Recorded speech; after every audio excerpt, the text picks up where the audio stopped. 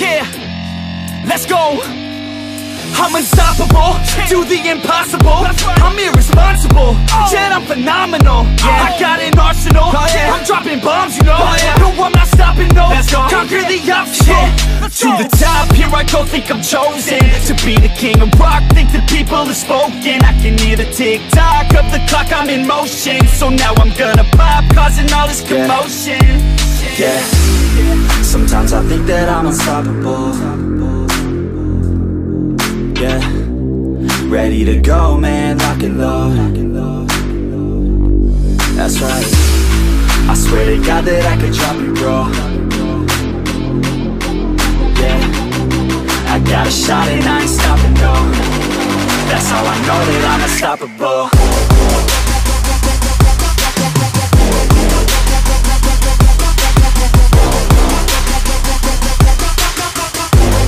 That's how I know that I'm unstoppable.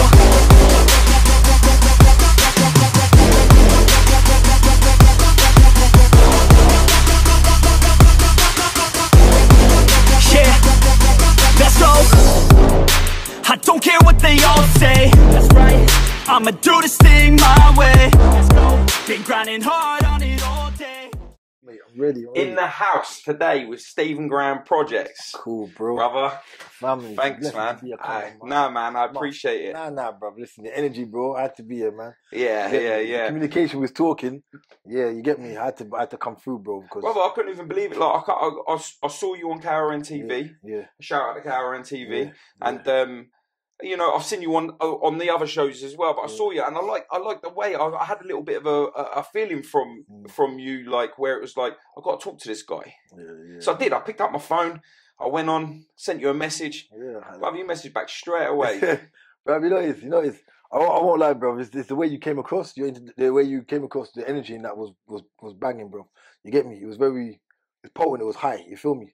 And for me, I like that still. Yeah. And do you know what it is? Like, I spent so many years, a bit like yourself as well, where I felt like the only way people should see me is in a negative way, right? Yeah. So I spent so much time being suppressed, thinking that that's how a man should be. That's how I was brought up to be. That's how I expected everyone to expect from me to be that negative person. And it wasn't until something traumatic happened to me, like losing my brother, that I had to take a step back and realise. And it was a very lonely time for me. Do you know what I'm saying? Because I was alone. No matter even if I had people that I could have talked to, I couldn't because I'm a man. You understand? No, that's that protective shield that men or people and the whole women as well put over themselves to cover themselves from the pain they're actually in. Yeah. You get what I'm saying to you? And the fact that you actually state that, it shows your transformation. You get what I'm saying? Because not a lot of people acknowledge that in themselves, that, you know, we some of us live in our pains. We like to live in our pains. We strive and survive in our pains. You get me? So we're constantly living in survival mode. Yeah. And really, we should actually be living in freedom mode. Like, we're free, happy in ourselves, content with life, like just joyful within yourself. And you know, when you say joyful, when you're living in survival mode, you're living in a negative bubble. 100%. So what happens from that negative bubble? You express negative. Of course. Yeah. And then, of course, when you go home and you sit there and you've got your time, your free time, you sit back and you chill. Whilst you're chilling, where it's supposed to be your, like, exhale all of the crap, bring in all of the good, you ain't able to, because you're sitting there and you're just burning and burning and burning everything that you've got good away. But if you create and turn your mind around and try and train it to be able to be positive, and you express positive, when you get home, you're like, do you know what I'm saying? It's like, now you're talking the reasons why we're here today. You get what I'm saying? Because that's what I hear, bro. Because your vibe, you haven't seen the vibe you give, man, was beautiful, bro. No, I appreciate it, man. I'm glad it's recognised, you know, and I'm glad that the fact that I can give that to you. Do you know what I mean? And of course. Like, we never met face to face, but we talked a lot. And the fact that I could make you, like, when my voice comes through and I'm telling you I'm talking to you, I'm glad that you're getting that energy. And that's from a phone. I turn around and say to people, you don't have to see someone face to face to be able to give that. It's energy, bro. Remember, even you're speaking words now, words come from energy. They come from emotions. Emotions are physical. Emotions are energy. You get what I'm saying? Your emotions, your feelings, they're all energy. So whatever you're letting out is what you're letting out, and there's an energy behind it. Do you get where I'm coming from? Yeah. So man can pick up on the positiveness. You get me? No one's perfect. We all got our errors. But the fact is, you do like to push out, well, from what I can say, I can't speak for nobody else's business, but from my personally, why I'm here sit with you today you push out a really good vibe. Do you get me?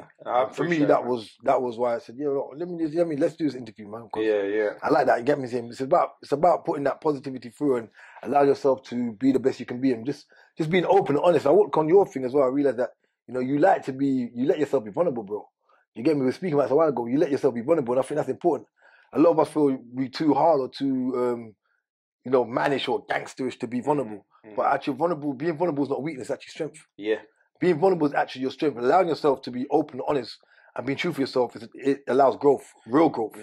Not fake growth where finance growth because all that is fake growth, finance growth, or whether you look, how you look on the outside, that's not real growth. Real growth is what do you feel like on the inside? You get what I'm saying to you? Yeah. And I've been through all I've been through as a youth growing up, the wildness, the streets, the violence, the incarceration, the abuse, all of that, bro. I was living in a false pretense where I felt confident. People on the road think, that man's confident, this, that. I wasn't really confident, but I was in this little, as you say, a bubble. I was in my own world feeling like, pretending like, in fact, I wasn't pretending because I was at that, mentally, psychologically, I was there. So that's how I was actually walking and portraying myself like, that's me in it. But really and truly, seeing me today, after reflecting on my life in prison and actually turning my life around in one of the worst scenarios, because to be locked up in Jamaica prison where it's a madness. Do you get what I'm saying to you? To change my life from in that place to begin the process to be the person I am today, yeah, bro, that was a big for me. But the reality is, I like that. Back to what I was saying, I like that you allow yourself to be vulnerable, bro, because that's just important. It's so important, bro. That people express themselves honestly and openly. You get me? And yeah, I'm respecting you for that, bro. No, I appreciate it. And do you know what it is like when you come across and you say the words vulnerable? A lot of people do believe that they become vulnerable and that makes them weak. And I didn't realise how much stronger I would be as a man, in such a world where we are just losing who we are as people.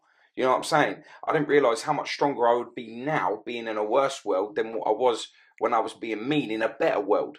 Yeah, but we have created this world, and it's down to us now to be able to change the narrative of how people think, so we can smile when we walk down the road. And do you know what it is? And the fact that we have to wear masks now, or people wear masks and stuff, you can't see no one smile. So the world has got even blacker because, like, you go down the road and you smile at someone because, like, I'm exempt from masks and stuff, right? So I go down the road and I'm like, "Are you all right?"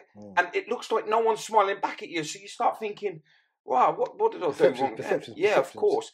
And it's about perception, though, in life. It's about perception, how you perceive life. You get what I'm saying to you? Perception is important because if you've got a very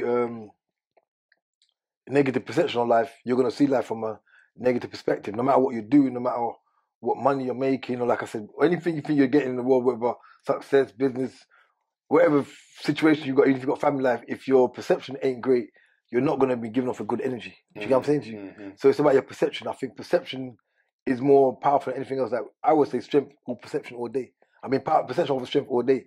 Because with perception, you really have what they call real strength. Do you get what I'm saying? Not external strength or not financial strength. Perception is key. Like how you perceive life and how you perceive people. Do you get what I'm saying to you? Because I think that I've learned over the years of going through my own struggles, I've learned how to really love me, accept me for me. Do you get what I'm saying to you? Yeah. I don't need to, like, people always say to me, do you look forgiveness for the things you've done in the past? I tell people, no, I don't want forgiveness from nobody. I don't need to ask. Not being rude or disrespectful for anybody I've encountered or, situations happen with life lost or, people being hurt. It's that me telling someone, or asking someone, can you forgive me for what I've done? It doesn't necessarily mean I'm going to be sincere in my request. Yeah. But if I walk in a way that people can see, and I talk and I do things in a way that people can see, then they will understand that this guy's really he's really on a different path. Do you get what I'm saying to you? Because you see it many days, many people say, forgive me for what I've done, I'm sorry for what I've done, whether it's relationship, whether it's whatever in life, forgive me for what I've done, this, that, and then they go back and do the same bullshit. Same situation happens or something very similar, she's like, you done me wrong, or he's like, you done me wrong, or friends like, you messed up, you did this. But if you actually really mean what you mean, you just walk in that path. And this is what I learned. Yeah, it's absolutely true, because when you are taking a walk of positivity or a general direction of creating a better lifestyle than what you once lived, and for others to look at you and be able to do the same thing. Yeah, you can't then be like, oh yeah, don't cause no crime, and then you see someone that owe you something back in the day and you smack them up. Like you ain't living that truth. Do you know what I mean? So how do you expect people to follow you, to be able to believe the words, to be able to adopt what you're giving? So you have to change everything. I'm not saying that if someone broke into your house or someone hurt your family, you're not going to do whatever it takes, you know. I'm just saying that there is the path that we take in a more positive way takes you further and further away from you being able to be hurt in that way. Well, that's natural. I mean, protecting your loved ones and your family, that's a different thing completely from, you know, getting yourself involved in crazy things that's happening on the streets. Because nature itself protects itself. Nature itself heals itself. And the body itself has a natural healing mechanism anyway. You get what I'm saying? If you have a cut, it naturally will heal over time. You get what I'm saying? The cut itself, if you leave a cut, it naturally heals over time. So the reality is, protecting and building and looking after loved ones, that's a whole different topic. But I get where you're coming from in regards to if you've been in a certain life, whether it's street life or whether it's relationships, whether it's friendships, and something's gone wrong, it's natural that, well, it's not natural, it should be natural. If you really want to make that change and you want to make a transformation, you want to make things better for that person or with that person, you're going to change your approach in life. Do you get what I'm saying to you? But again, the only way to change your approach is by reflecting on self, because you've got to know what part of role you played in it. Do you get what I'm saying? Like, for all the things I've done in my life, what allowed me to then become the person I'm today is because I've accepted the responsibilities. Even though things I've done, some of it weren't my fault in regards to like how it triggered, how it started off. The initial in that but at the same time, I had choices in that situation. So I've got to take ownership of the choices I've made. And that's the thing is, again, that's about growth and development, taking ownership. 100%. And that allows you then, at the same time, that's also part of being vulnerable. You're accepting that, you know, I take responsibility for what I paid. If me and you today had a disagreement, even if you didn't start it or I didn't start it, say one of us wasn't the main factor of it, the fact that one of us rose to it, it then shows that there's a level of responsibility that needs to be taken. Because I rose to you or you rose to me. Does that make sense? So no matter what you look in every aspect of life, there's always a part that a person plays. Whether you've done nothing, whether you think you've physically done nothing to start it, doesn't matter. The fact that there's a part, the role you played because it's reached where it's reached, you played a role. Like even in relationships, a woman or a man might say, "Oh, you know, I didn't do nothing. I didn't, you know, he cheated on me or she cheated on me or he didn't look after me, didn't love me," or any kind of situation. The reality is, if you felt that you allowed it to go on for a certain period of time, you saw there was actions, there was movements, there was things, there was whatever that happened in the relationship at that time, and you allowed it to happen, and you didn't do nothing about it, you still have a role to play. Because you allowed it to happen. Do you get what I'm saying to you? 100%. The reality is responsibility. People run from that, bro. This is what I've learned to do, is take responsibility for my actions. Like I know there's a lot of things in my life I've played a part in, whether it's relationships. I talk about in my book. I've been open. I talk about relationship situations where I play a role in it. You know, street life. My stepfather abused me when I was young. I was like, say 6. But 8 was I don't know how bad he was abusing me.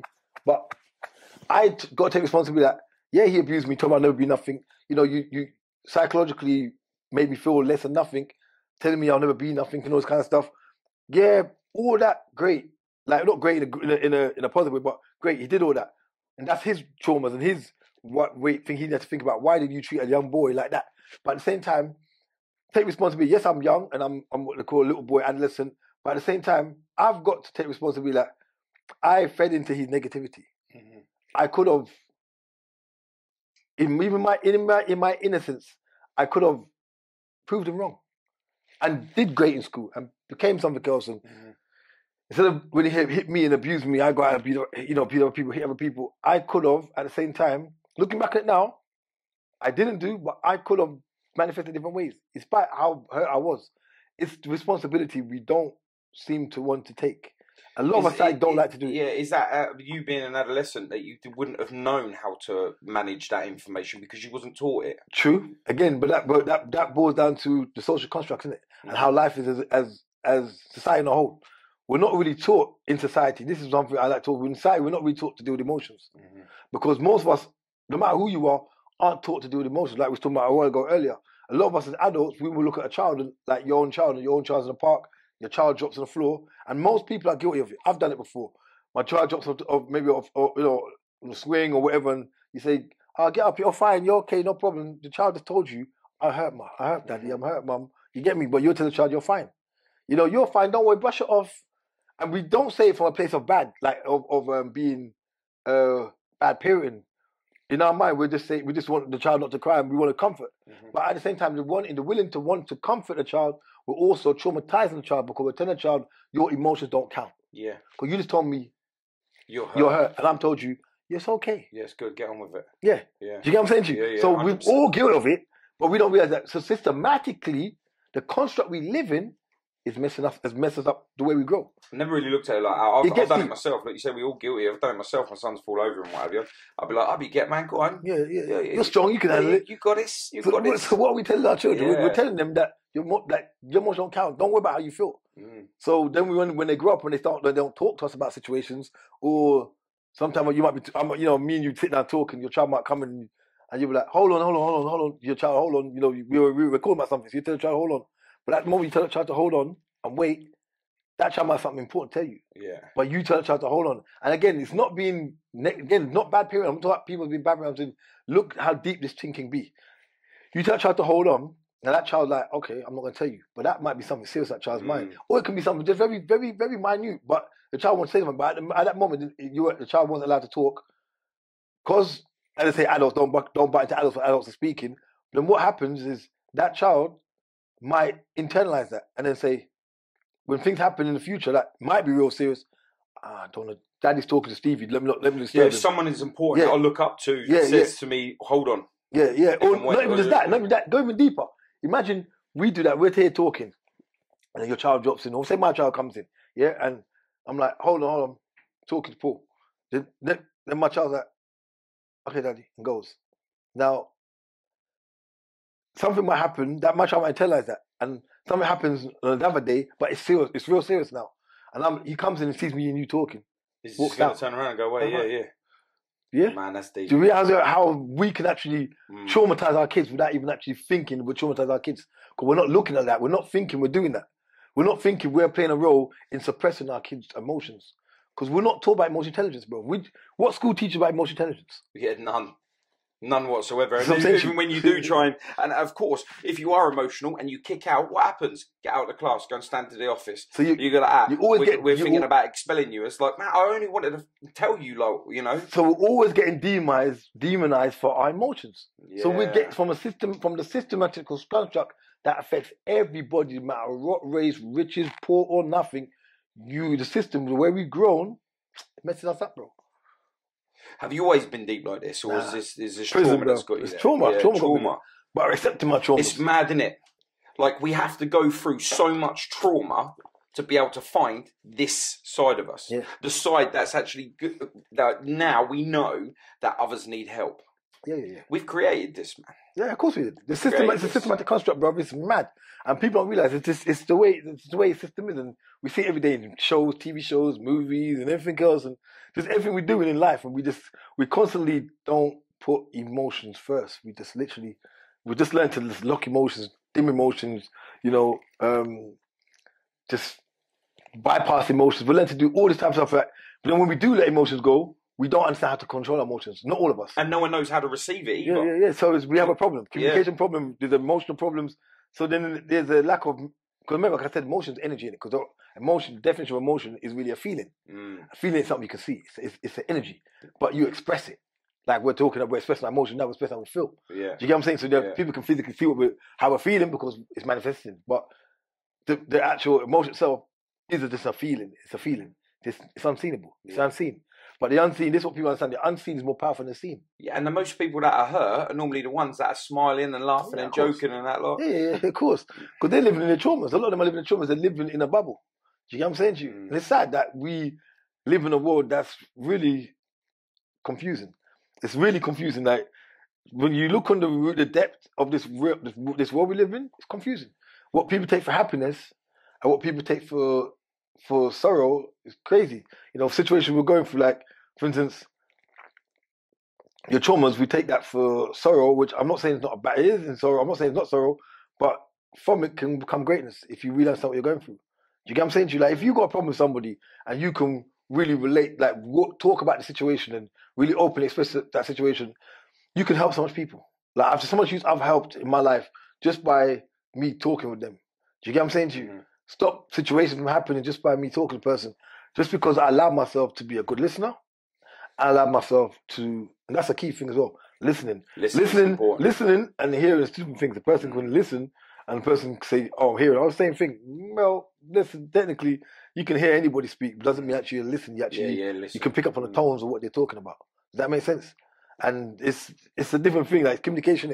To communicate is so deep. It's like communication was deep. When you think about it, you've got people say, "I'm in a relationship with somebody," but or mates in a relationship, or on the streets, while I'm on the road with my brethren.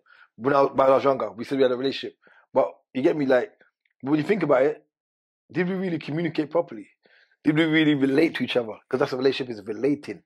Did we really relate to each other on the level we were thinking about? No, we didn't. Because you'd have friends that will encourage you to do things that's really not right. You get what I'm saying to you? And it's not because they want bad for you, but they don't know about themselves. So that's what I'm saying about listening is different. You can hear me talking, but doesn't mean you can actually really do. Because if I'm listening to you and I'm responding back to you, like really responding back to you, it's a conversation of growth. And life's about growth. Everything grows. Plants grow, trees grow. Everything grows in creation. So if anything we're doing, if it's not about growth, then it's not about creation. It's not naturally realistic, or it's not what intended to be. Because everything in life is about a growth and development. Yeah. You get what I'm saying to you? So if we have a communication, but shit's gonna happen that's gonna cause people to die or cause people to get in problems or this or that, then there's no growth in that, bro. Does that make sense? So are we really communicating? Do you know what it is? When you get to that part of growth, and you think to yourself, right, I'm growing. This is good. With your growth, I'm also getting stronger. Yeah, but at the same time, I've still got all that so much trauma, like yourself, like and your abuse with your stepdad, right? So with that, do we learn to forgive, or do we still hold on to that grief, which is stopping us from progressing? Because like. I say this because how I found this positive side of me, right? It was surreal, right? It was the last day of the trial for my brother, who was murdered. He was stabbed. I told you about that, didn't I? And on this day, some of the family turned up. We had 4 months, right, of court. On this day, my brother's family turned up. These guys, there was 4 men, some of their family turned up. When they turned up in a group, all young lads, like they wanted to intimidate because of the size of the group. Me, I'm there, I'm angry, I'm fuming. I've never ever felt like this, I just wanted to just eat them, right? So I'm standing there, we're waiting to go into court. Court's late, we're all outside and we're doing our thing, right? And I'm literally, I can't stand still, I'm moving, And I'm like, one of you look at me, And we're in the court, we've done that, we got the sentencing, it was like, yes, we're done, Still didn't feel better, right? Still didn't feel better because they were behind me, right? We come out of court, and whilst we come out of court, the newspapers rush me, right? Whilst they rush me, my mum has come away from me, and she's with one of the liaison officers. As she's come away, I saw one of the family walk up to my mum. With this, I started getting angry. So I've gone towards them, because I've directed my hate towards someone that had nothing to do about it, right? So as I've gone there, I said, what did he say? Has he seen me coming? He's turned around and walked off, But I turned around and said, what's he say? He turned around and said, I'm sorry for your loss. Boy, I didn't even know how to manage that. Because I'm angry and I'm ready to tear, but he just said, I'm sorry for your loss, like it was genuine. And I now had to step back and think to myself, that would have been me doing what they done to my brother, to someone else that didn't deserve it. So then I had to sit there and learn that from that point, it wasn't just us as a family that was grieving. They lost their brother, they lost their son, they lost it. And that was like a real big turning point for me, because it allowed me to use part of my feelings and brain that I'd never used before. Was this the same for you in your change, your transition of becoming like a feared man on the streets, being in prison in Jamaica, being like, a victim of abuse, to now speaking in such a way where like, I'm like, wow. You know what, bro? You know it gets deep. You see the hatred in that and carrying anger, it only eats you up and kills you. It literally kills you. Literally feeds on your insides and it feeds on your spirit. You get me? And that's dangerous. And people don't realize how dangerous it is when you carry anger. Like, I don't carry anger for my stepfather or even people who had problems or nothing in the past. I don't carry anger for nobody right now, bro. I don't. I live in my peace. I live in my peace in the present. I mean, my here and now. Because the here and now is so important to live in. Do you get me? A lot of people that live in the past, a lot of people that live in the future, because it's hard to take responsibility. If you live in the past, if I'm always saying, think about what happened in the past to me or what happened in the future to me. I talk about in my book. I like to live every day in the present, the here and now. Like right now in this room, I'm living with you in the here and now. Yeah, I'm always in the here and now, bro. And it's like, again, it's acting that extra responsibility of knowing who you are and loving self. You know, like, for me, when I used to carry that kind of energy of feeling really angry at people and like really aggressive and mad and just preying things. I was abusing my stepfather. That he would, you know, do things behind my mother's back, and you get me. So I learned to be very good at hurting people and get away. What you mean, a lot of tormenting you? Yeah. Our story is so similar. Yeah. I went through all that, bro. So for me, it made me to become very good at manipulating and doing things to people behind people's back. Like I was good at doing stuff and getting away. Even the murder charge I was charged for, I got away from it. When I was accused just down the road from here, I was accused for pulling a firearm on the police. I got away from that as well. Like, I don't say I did it. I'm not saying I didn't. I'm not saying I did it. You get me? I'm not saying that. Yeah, they accused me of it. You get me? But it's like those kind of situations, like, bro. You see, people don't realize that whole anger. How much anger can cause you to make bad decisions, really terrible decisions, fast to act on. And yeah. And that's the thing is a lot of us don't think. And again, this boils back to emotional control. A lot of us don't think, and we haven't been taught how to do our emotions. And carrying anger for somebody else, it doesn't help you. It will only ruin your life. It ruins you mentally, emotionally, and physically. It's not good. Do you get what I'm saying to you? And I learned that I'll say the hard way because I was in prison and I was going through a lot, but I learned that to really love me, like forget about external, because I can't control nothing outside of me. Does that make sense? Mm-hmm. Like all the things that's going on and everything that people done to me, I have no real ability to change it. I can't change what you say. You do something to me. He does something to me. I can't change what you don't do to me. Mm-hmm. What I can do is change my own emotions and how I feel about you or how I feel about the situation. Does that make sense? Yeah. Every individual is born with power, real power, power of self. I had to learn to adapt and to find that. And I say adapt because I had to adapt from what I was into who I really need to be. Like learn to love me, because a lot of us will talk, but they don't love themselves. They haven't got that change, that transformation to say that I really love me. I think you can see that. You can saying to you? Well. Yeah. Of course you can. I think you can tell if someone loves themselves or not. Not in a way where it's like, you get me, I'm right. You know? I'm talking deep. I'm talking deep. You know what I mean? Because you're deep too. 100%. But I think you can always tell whether someone's being fake or not.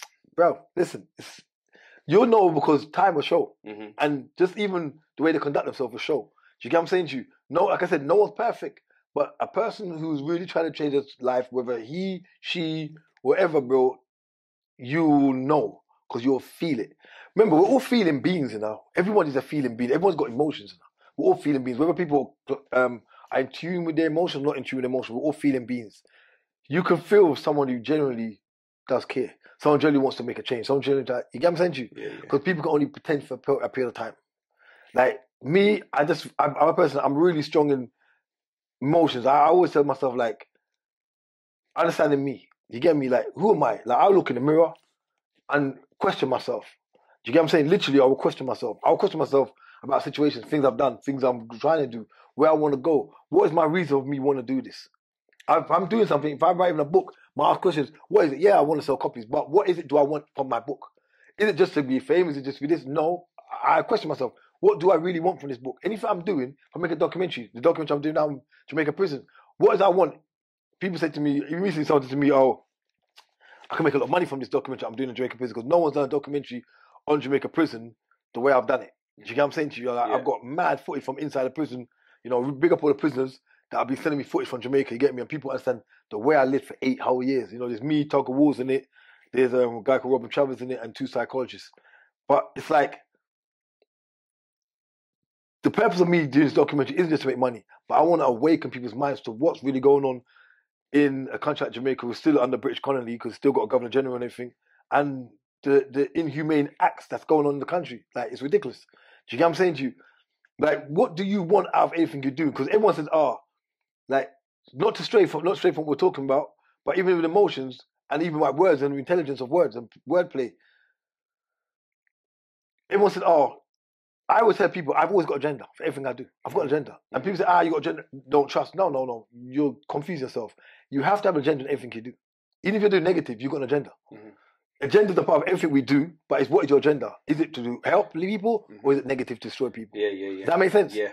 Like, is that people say, I don't see colour? I think people are stupid. I see colour. Yeah. You get what I'm saying? I see people who they are. You can't not say that you don't see colour. You can't not say you don't see race, whether it's white, black, Chinese, whatever. People, you see, all these kind of things, but remember, we live in society that tell us to speak like this. Mm-hmm. To speak like, when we say we don't see colour, it makes us sound like we're for everybody. But no, you're actually being an illusion. You're living an illusion. You're being dumbfounded. Like, I see colour and I can love you for you. Yeah. You get what I'm saying? I see race and I can respect you for you. Yeah. You get what I'm saying? Yeah. I can see whatever you're going through and that's you. You get where I'm coming from? Yeah. That's the reality of the real world. To say things like, I don't see colour, or like I tell people, even going back to what you saw about the guy, the guy who took your brother's life, right? Even them, because like I said to my book, I taught myself, no one knows what they've been through. I don't know who they are, what they've been through, or anything. But like, not say no one, I mean like myself. But even my people say, like they refer to me, and they talk about my street life, and I'm saying to them. But in society, like I said, we think like we don't see colour, we don't do this, we don't do that, we say things that we don't care, but when we do really care, a bill comes and you can't pay the bill. I don't care what they do with me. I don't care, but you do care. But all this is a protective mechanism based on trauma. Yeah. The don't see colour thing is a traumatized thing. We're afraid to speak about the truth because I see colour and I'm cool with it. It doesn't bother me, but it's because of the stigma between racism and all this kind of stuff. People say I don't see colour to make it like, but this is all traumatized. This is all fear-based conversations. Mm-hmm. You see it and you expect it. Mm-hmm. I see people in. I see what people are going through, and I understand. You got to be real to yourself. Like, it's like same thing.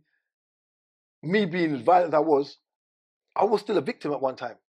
I think as long as you're being negative, you're a victim. Yeah, but no, I understand something in a sense. Back to adding to that, even me when I was on the streets, even though people say I was a perpetrator and I did all the violence, but there was a time I was a victim before I became a perpetrator. Does that make sense? Yeah. Because before I became a violent guy, I was a victim.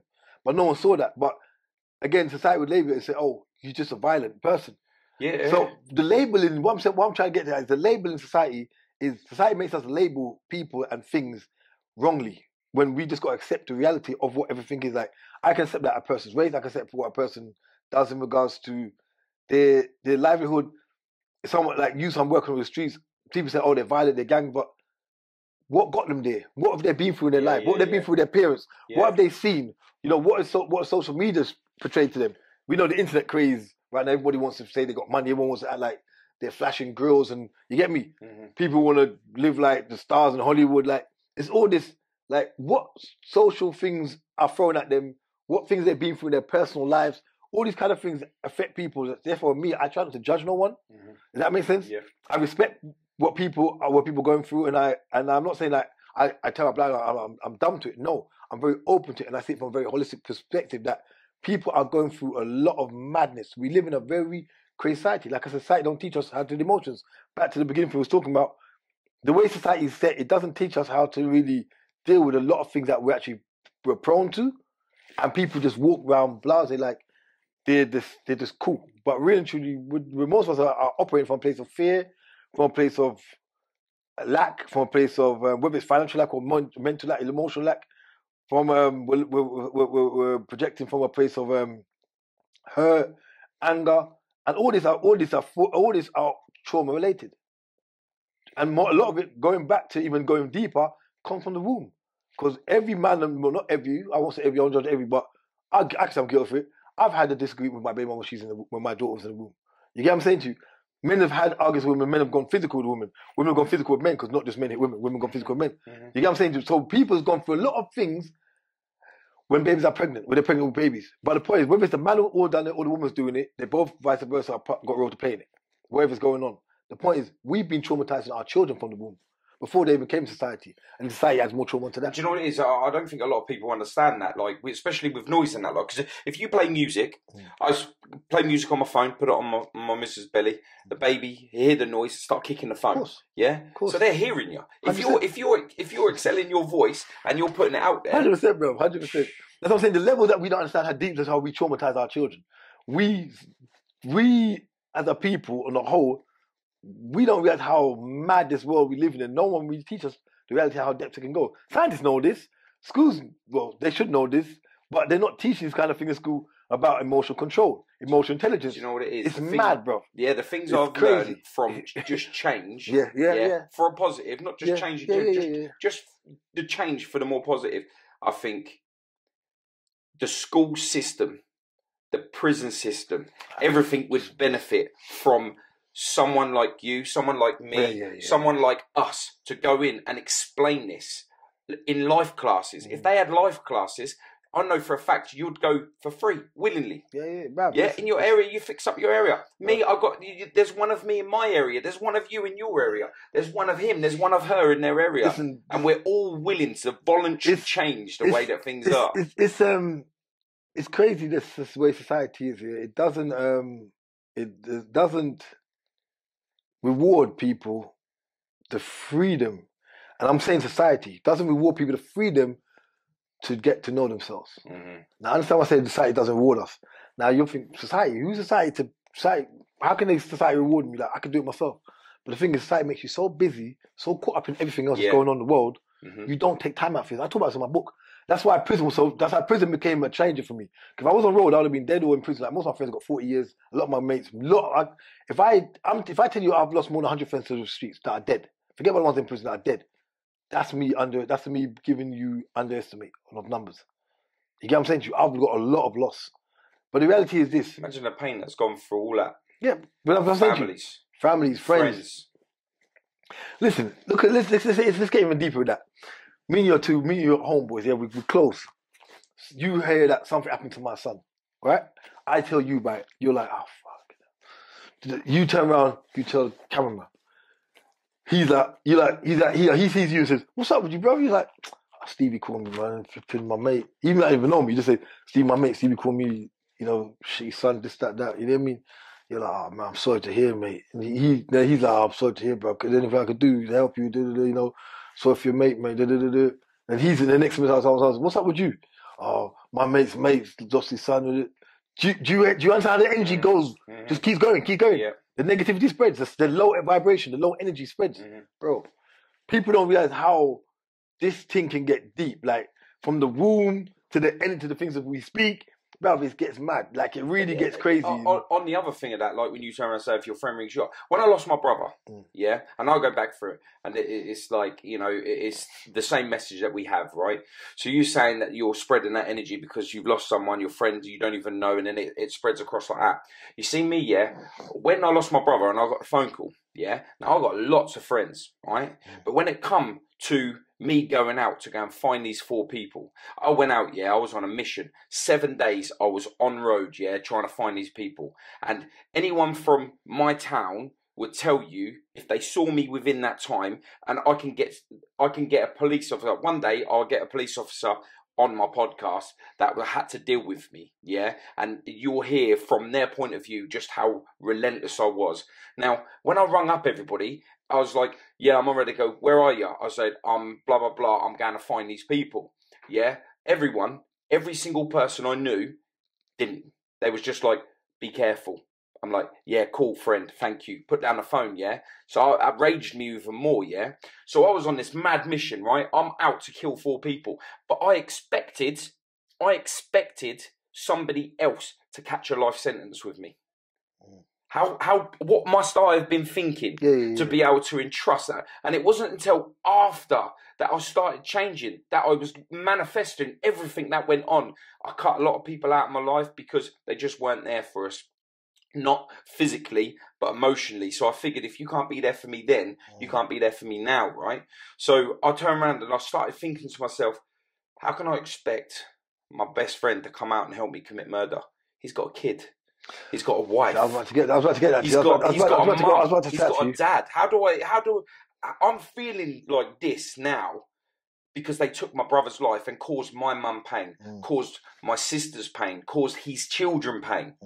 But I'm at that point, of feeling the way that I felt. I was expecting them to ruin their life and their life and their life. See, that's what I was about to say to you. I was about to say to you as well. Sometimes that's a deep thing about, and that's what I said about responsibility and emotional control. And I'm glad that you're at that place now where you actually see that he wasn't a bad friend.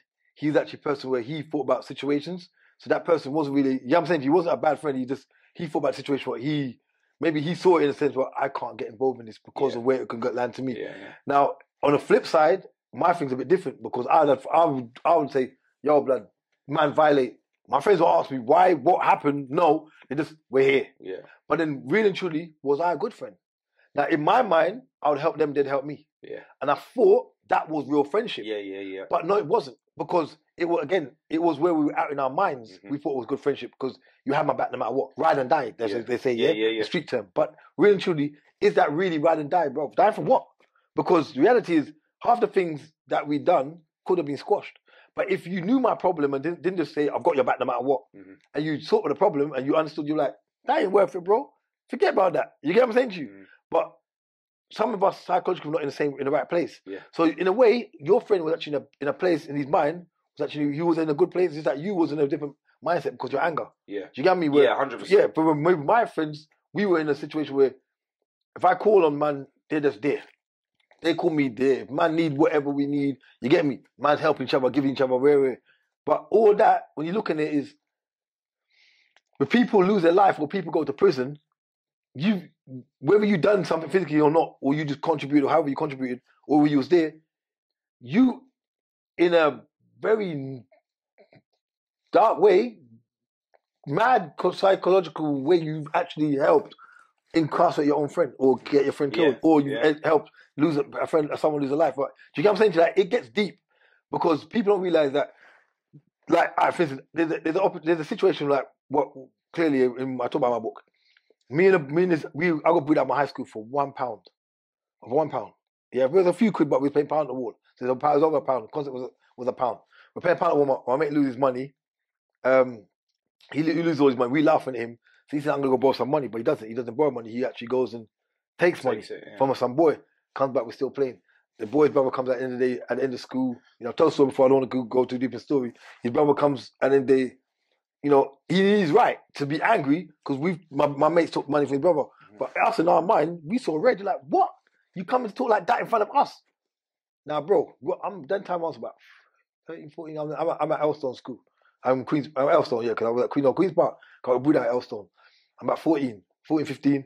Bro, I could have, I think I was 15 when I was at Elstone. I went to Jamaica, I was 15, 14. I could have, we all had money them time. Man was hustling weed. You get me? Man was wearing the best of shoes. Like, we're young, but we're out there, we're doing our thing, and we were doing little robberies and dukes. You get me? Man could have said to the boy, here's a £10 draw. Here's some money. Apologies. Yeah. A real rational mind should have done that. Real rational mind don't want problems, innit? See, I said, here's a little thing. Take it. Sorry to your brother. Shake hands, bro. Cool. You get me? But we're thinking, you violated us. Yeah. You come talking so tough. Don't you know who we are? Smash you up. Bro, that's not logical. That's not real friendship. No. We think it's, what I call it is, you think you're friendship, but it's called misplaced loyalty. Now, misplaced loyalty is to tell someone, and maybe your friend, I don't know your friend, but I'm saying the outsider, maybe your friend thought, he can't tell you don't go do that because it's your brother. But at the same time, your friend doesn't want to go and come with you because you've got something to do. That's not misplaced loyalty, that's real loyalty. Do you get what I'm saying to you? But a lot of us in this society, we have misplaced loyalty. Even men and women, relationships-wise, we have misplaced loyalty. A lot of us think, that's what I say, that's why I go back to relationship. A lot of us think we have relationships, but we don't. We have dictatorships, controlships. Because even if I said to you, I'm going to do something, you're like, come. Or I'm saying to you, come out there with me. Come, this man's violating, come. And you're coming, I'm controlling you. I'm telling you. Yeah. You get what I'm saying to you? And it's a dictatorship going on. We're all in control of our own future, our destiny. Yeah, right? but most people don't know they're in control of as soon as I've succumbed to you and your orders and we've gone out, you're now in control of me. That's right. So you've got the responsibility of how my life's going to turn out. You know what I'm saying to you? You see how the thing can get deep. So, bro, people don't realize how this thing can get real deep. The way we relate, and a lot of people understand it. This is what we're talking here. is about the psychology of minds. Yeah. This is what a lot of people understand, the psychological aspect behind the way we think and look at life. A lot of us don't grasp that, bro. As much as you see guys in suit making 100 grand, 200 grand a year, doesn't mean they're clued up. 100%. I know loads of people that are millionaires that don't. They're not there. They're not happy. That's what they ain't right. There's so like it's about being emotional, bro. Emotional, right in yourself. Emotional joy. That joy, that inner joy, bro. The fact that you can sit here and tell me and say that about your friend is big, because I've been on the road and I know what it's like to just call on people and say, yo, come.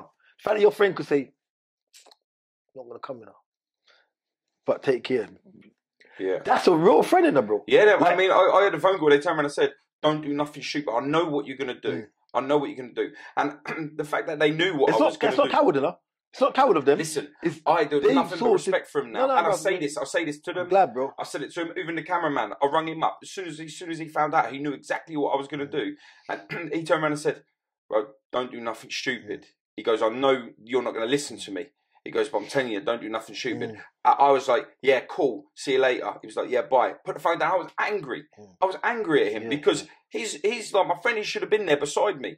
Luckily at the time, that some of the people that would have been there, like turning my cogs, even egging me on to do it more so. Do you know what I mean? Because if I would have been with them people and they would have been out of jail and they would have been there with me, things would have been so much worse because I would have been, like, you know this yourself, being on the streets and that lot. If someone is bad, you're worse because you've got to be at the top of it because you know that bad person, if ever turned on you, you've got to know that they know that you ain't fucking messing. You know what I'm saying? So, like, as that is, there's no progression in life that way. No. There's none because where are you directing yourself to?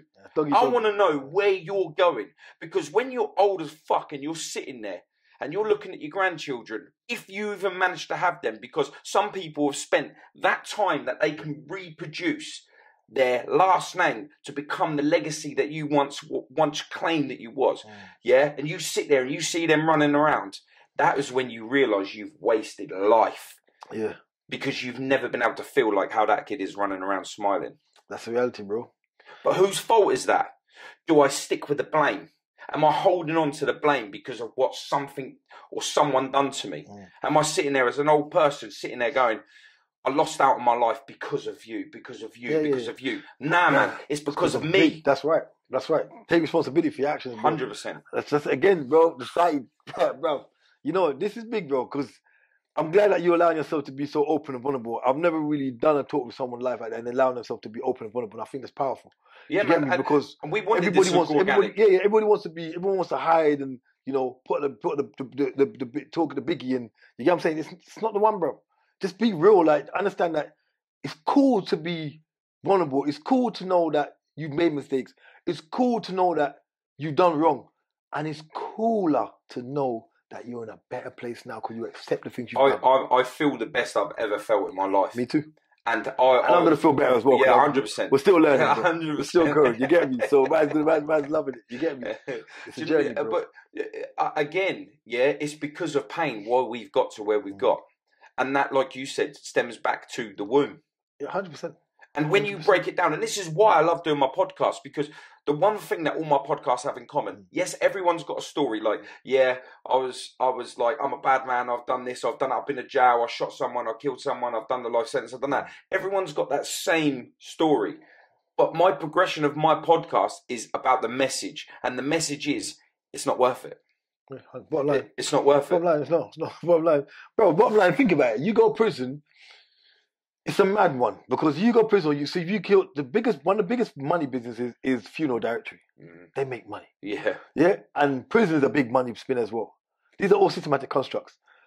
Now, the fact is, if we go to prison, the amount of hundreds of grand to keep one person in prison for a year, it's ridiculous, bro. You get what I'm saying to you? ACAT, you're getting, the government, you pay 100 grand for one person to stay in prison for a year.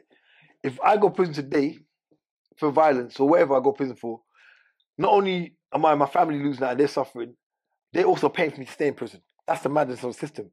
Every taxpayer pays for the person to stay in prison. Yeah. So Not only am I in prison, my family's paying to keep me there. That's the psychological craziness of it. And they're in prison too. Yeah, because they're, even though not physical prison, they're in psychological prison with you. Do you get what I'm saying to you? But the fact is, my family's paying to keep me there.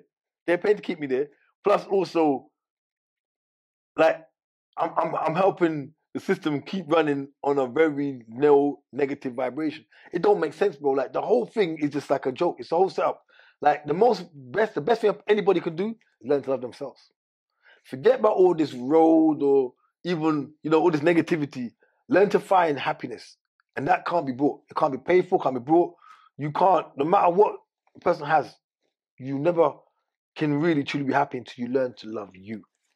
And people can pretend to be, look good in my new clothes, designer, this, that, got the beggar's car, Lamborghinis, whatever you got.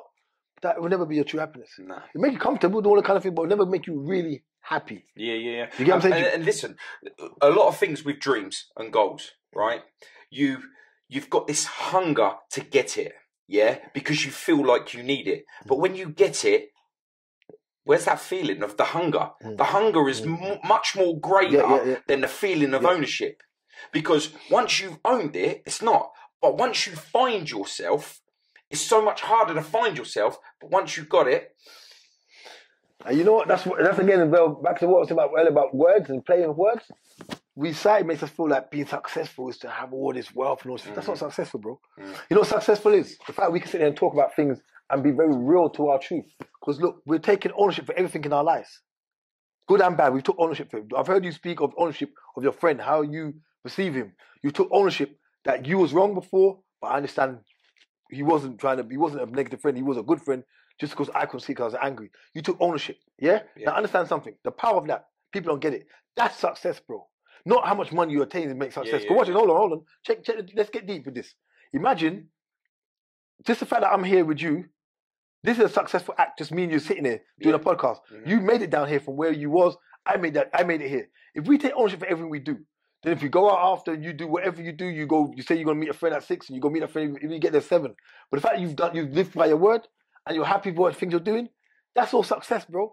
Success is every little thing you do, you own it. Enjoy every little thing you do. Yeah. You get what I'm saying? Don't look like people say, oh, when I get this, I want to buy a big car, that's my success. Nah, think about, as you said, the struggle that you're saving all this money you're accumulating to get this car. That's what you should be acknowledging, not the success. Einstein said it. He said, don't look at him for all these. I think Einstein said, don't look at all the don't look at his success with that, but look at all the trials and errors that he went through to get where he is. Yeah. That's what you got to look at. That's the success. The real success is your journey. Every step of the way, everything you do, love it, earn it, and enjoy it, because that's the real success, bro. It's not just achieving things. That's your achievement. What we think is success is really your achievement of something, your physical. But remember, that's not something that you can always hold on to. You get what I'm saying? Because you're going to die and leave it one day anyway. But if everything you do in life, you enjoy doing what you're doing, you enjoy getting what you're getting, you enjoy, making certain movements in life, that's success, bro. Because if you see it and you're like, oh my God, I did this today, I did that today, I wrote a little thing, a script of my book, or I write a movie, or I wrote a couple pages of my movie, you're happy about what you're doing, that's success, bro. That's real happiness. Do you get what I'm saying to you? Because someone can't take that from you. Do you get what I mean? Yeah. Like, people don't understand the power of real success, bro. Everyone thinks success is because I've got 1 million bits, that ain't success, bro. That's not success. That's not real success. Yes, it's great to achieve certain things, but it's your success is ownership of every little thing we do. And again, in school, don't teach us that. Because in school, we like to tell about, oh, you failed. Oh, you failed this. Real and truly, you cannot fail. Think about it. If I do the exam today and I don't get a good grade, I can resit it. Yeah. And if I can't resit it, and if I resit it and I fail again, you go next year, you can still do something. You still can do it again, or you can do it externally, outside. But every day you can change your life. That's right. Yeah. So how can you really fail? In life, there's no failure. Failure is a perception. I think it's the word. Of course, it's a perception. It's a word. It's a word. And I think when you get given certain words like perceptions, that you're led to believe that because I've got an F or they say the word I failed or I haven't passed, it don't matter because next time you will. That's right. Listen, again back to no matter. Don't look at what I've achieved. As I said, look at all my things that I've gone through. That's what you got to look at. People always look at the end product. It's like when I first got out of prison, I had nothing. Now I've got a really good studio. I've got good camera equipment. I've got music studios. I've got quite a lot of attained. It's impressive. Yeah, thanks, bro. But this is like, I've made, 20-something documentaries, all self-funded. Everything is self-funded by myself. I funded everything. I've done it all by myself. Books, wrote 4 books, all these kind of things. But this is, like, I'm happy doing it. So even some of my documentaries I just put on YouTube. Like a documentary I done recently, I put on YouTube a couple of days ago, Chicago. Yeah. Second part series of my Chicago I posted documentary. it on my social media. And I know you did, man. I love that. And I carry on. But is everyone says, oh, why you put it away for free? You could have sold it on TV, like Netflix or wherever, or try to get. But you know what, bro? It's the thought of sharing information, educating. I'm happy just doing that. Like, I'm happy in doing it. Things will come, money will come in time. Like, it will come. But the point is, I just feel in myself, I wanted to put it like that because somebody out there needed it. And it would touch someone's heart. The right person, whether the right youth, right adult, whatever, it would touch someone's heart. The right parent could say, oh, now I understand what my child's going through. Do you get what I'm saying to you? Like, it needs, we need to understand, like, we need to come from a place of, I'm not moving from a place of fear. I'm moving from a place of happiness. Powerful. Does that make sense? 100%. Yeah, I'm not moving from a place of fear. I'm moving from, everything I need in life will come. I know it. I'm working towards it. But I'm moving from a place of happiness, not fear. I think society, not us now, but I think society is led to believe that it's impossible to be able to capture your dream. And I think once you stop moving negatively, I think you'll soon realise that it's obtainable easily, but with work and hard work as well. But it's there. It's right in front of you. Of course it is. Bro, they make you feel like there's a glass ceiling that you can't get out of. Does that make sense? Like, you can't reach, you can't attain this thing. But that's not true, bro. We can attain anything you want. Look at us. We're living proof. Like, bro, you've gone from...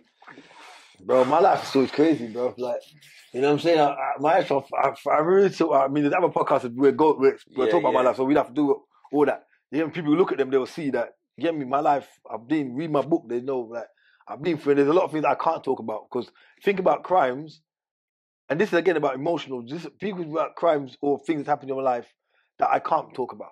Do you get what I'm saying? Because I've never been caught for. Just look at that. This being 100% being real. Do you get what I'm saying to you? Or experiences that I've felt that I can't talk about. Certain traumas but you have to deal with it. Like I tell people, trauma, you can never get rid of. You can never get rid of trauma. But you know, you got people who teach that, when you have trauma, you know, you can get rid of it. You can't. What you do is learn how to cope and deal with it. Because that's what trauma is. Trauma is a find strength in the pain. Yeah, trauma is a amount of stress a person can't take. That's what trauma is. That's what the definition of trauma is. Now, the thing is, how do you manage that? How do you deal with it? I can't forget or unlearn the shit I've learned. I can unlearn it in the sense like, I don't want to react like that again, or I don't want to do that. But I can't forget the abuse. I can't forget my stepfather beating with a cricket boot. I can't forget, you know, him hitting me. I can't forget the abuse. Look, I can't forget none of those stuff. Locking me, I can't forget none of that. How can I? It's there in my head. I don't want to do psychotherapy where they hypnotize me. And that's not going to help you. That's me putting it, compartmentalizing. You need to fix it in yourself. Yeah, that's right. Ain't nothing going to be able to trick you into being so better. What I have to do is learn to love me, understand those things, and deal with these triggers. Like, deal with the things that were triggering me. You get what I'm saying to you? And learn how to deal with that. That when situations rise that's similar to it, it doesn't affect me no more. I know how to deal with it. Do you get what I'm saying to you? Yeah. But when you try to run from yourself or run from the reality, it don't make sense, bro. A lot of people try to run from the reality of life. You can't. Like, you have to face it. Do you get what I'm saying to you? Yeah. But people don't like talking about miracles. They're seeing the ugly side of themselves. They don't want to accept that part. You get me? They want to blame everybody else. As you said, blame him, blame her, blame this, blame that. They don't want to accept the ugly side of themselves. Where people like me and you, we've seen and acknowledged, and we openly express the ugly side of ourselves. What we've, you know, where we've judged people wrong, where we've dealt wrong, where we've done things wrong to people, where we've done. You get me? And we can. That's power, bro. That's power in itself. That is power. 100. I feel it every time. Yeah, that's power. That's power that cannot be measured by man. You get me? Yeah, 100%. Cannot be measured by man, boy. Yeah, can't be measured by man, bro. Do you know what it is? A lot of people that will probably click on this podcast because they've seen your name. They've seen your name on other podcasts. Like you say, you want to know about your past. You want to know about the violence. You want to know how you ended up in Jamaican prison. You know what I mean? They want to know everything there is that's negative that you've created within your life. they're going to have a shot with this one. Yeah. Because we're on that different path. Yeah, 100%. Because the message that we're doing is like, yeah, I've been in jail, I've been living a negative life, I'm bad on the streets, you know, look, you turn around and say, if you fuck with me, you'll end up in the boot. Yeah? But now, look at the power that they are seeing now. The message that we're putting across is by far greater than anything that we've ever done in the past 100. that led us to be kings on the road. 100%, You understand? Bro. 100. And people know, like, my life, people know about me. You get me saying? Like, my life's been real, bro, on the streets. But the person I'm today, the way I feel today, that person, that Stephen, then he's long gone. Like, he's here. Yeah. I can never pretend. Like I said, I can't pretend like things didn't happen. I can't pretend like I didn't do things. I can't pretend like it's not. You know what I mean? Like, you know, people say, "Oh, I'm a changed man now." So, you know, those things. I no longer know that person. No more that person's dead. No, he's not. He's still alive. That Steve is still here. Yeah. But he's. Have you watched the movie Dragon Ball? Dragon Ball. Dragon Yeah, Ball. I know what you're talking about. Yeah. Goku. Yeah, He's Ozaru and he's the boy and he's also that demon. Yeah. But he learned to embrace both and become a real powerhouse. Powerhouse. Yeah. So technically, I know my the bads I've done, and I understand it. But I've learned to embrace it, accept it, not love it. Like, oh no, accept it that this is where I was. Now I'm looking at the person I am today, and I can mash them both together. This is why I can reason with anybody. Did you ever find that, like, from going from who you was to who you are now, that people started taking your positive energy and your good nature now to be able to progress the better for weakness? Anyone ever just tried to step from you from your past or in your life now that's heard about you, that's wanting to make a name of you? Have you ever come across this yet? And then you turn around and go, whoa. Hold on, young. This is how it is, you know. Why are you being like this? Have you ever, is any of these situations? No, it has happened. It happened to me more than once in the past, even not too long ago, where this situation happened where, you know, someone from the past is, you know, start talking some, what they call crud, innit? Street crud. Yeah. And I'm like, are you serious? Like, I'm much of a changed guy. Like, I'm not going to run and jump on you and do nothing, but I'm like, bro, like, you see the transformation in me, like, I'm on this now. This is what I'm on now, innit? You get me? And of course, if someone physically touch me, if I have to defend myself, I'm going to defend myself. Yeah. You get me? But it's not something I'm looking to. But when I explained to him, bro, look where I was before, though. That was me then. Like, you beefing with me now, or even talking certain ways with me now, you're not going to get nothing out of it. Because I'm not that guy. Yeah. So there's nothing to win for you if you. So I kind of made it realize and stuff like there is no reason to beef with me now. Yeah. Do you get what I'm saying? That I'll be real with you. I was going to go to Jamaica recently, but some people said to me not to go back because of situations like I said. Move or holiday? No, just holiday. You get me? Because I guess I got my documentary in my book, but I don't want to go. I wasn't going to go for now because of situations and like some people don't forget things. You get it? Yeah. But some people clearly said to me, "Bro, I rate you. I love what you do, the transformation." You get me? When I first came back, not first, but about 4 years, 5 years after I came back, because it was a time I was actually at university, but I was studying my medical degree. See, because I came out of prison, I went to college, university, because I had no qualification before it. So I went to college, got access course. Then I went to university, did a medical degree. And during that time, I was doing security on the work on the door in Stratford Rex with my brethren, see? And because he got me a job there on my bona fides. You get me? When I was young, we grew up in South Kilburn. So I'm on the door, and a guy's come to the door, who knows from Jamaica, innit? Say, hey, that's the other, like, so I'm thinking, man, he's just going to kick off here. And you know, bro, he actually didn't, because he went away and I thought to myself, this guy's going to go for something and come back and blaze him at the door, innit? But he didn't. You get me? He went to car for whatever he went for, but it wasn't for nothing violent. He just, maybe if he got something, you get me? He went away, came back. Do you think he done that as a psychological thing?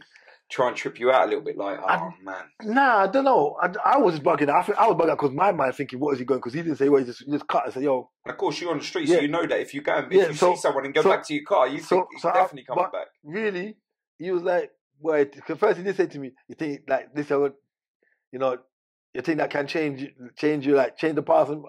But really, nah, bro. He gave me respect when he came back still and showed me, say, yo, I love what you do still. You get me? Some people. There's a saying in the Bible that says that, you know, sweet words turn their wrath. And how you carry yourself is really important. Do you get what I'm saying to you? Like, it goes back to what we were saying earlier. You got to really show you're a changed man. Like really show it. Don't just tell people I'm a changed man. Show it in your actions. Because people see me. Like I was going to go to Jamaica recently, but I didn't go because I don't know if it's that time yet for me to go. There will be a time when I will go to Jamaica. You get me? But I don't know if it's that time for me to go yet. But there will be a time where I will go because I love my people out there and I would love to do more help out there.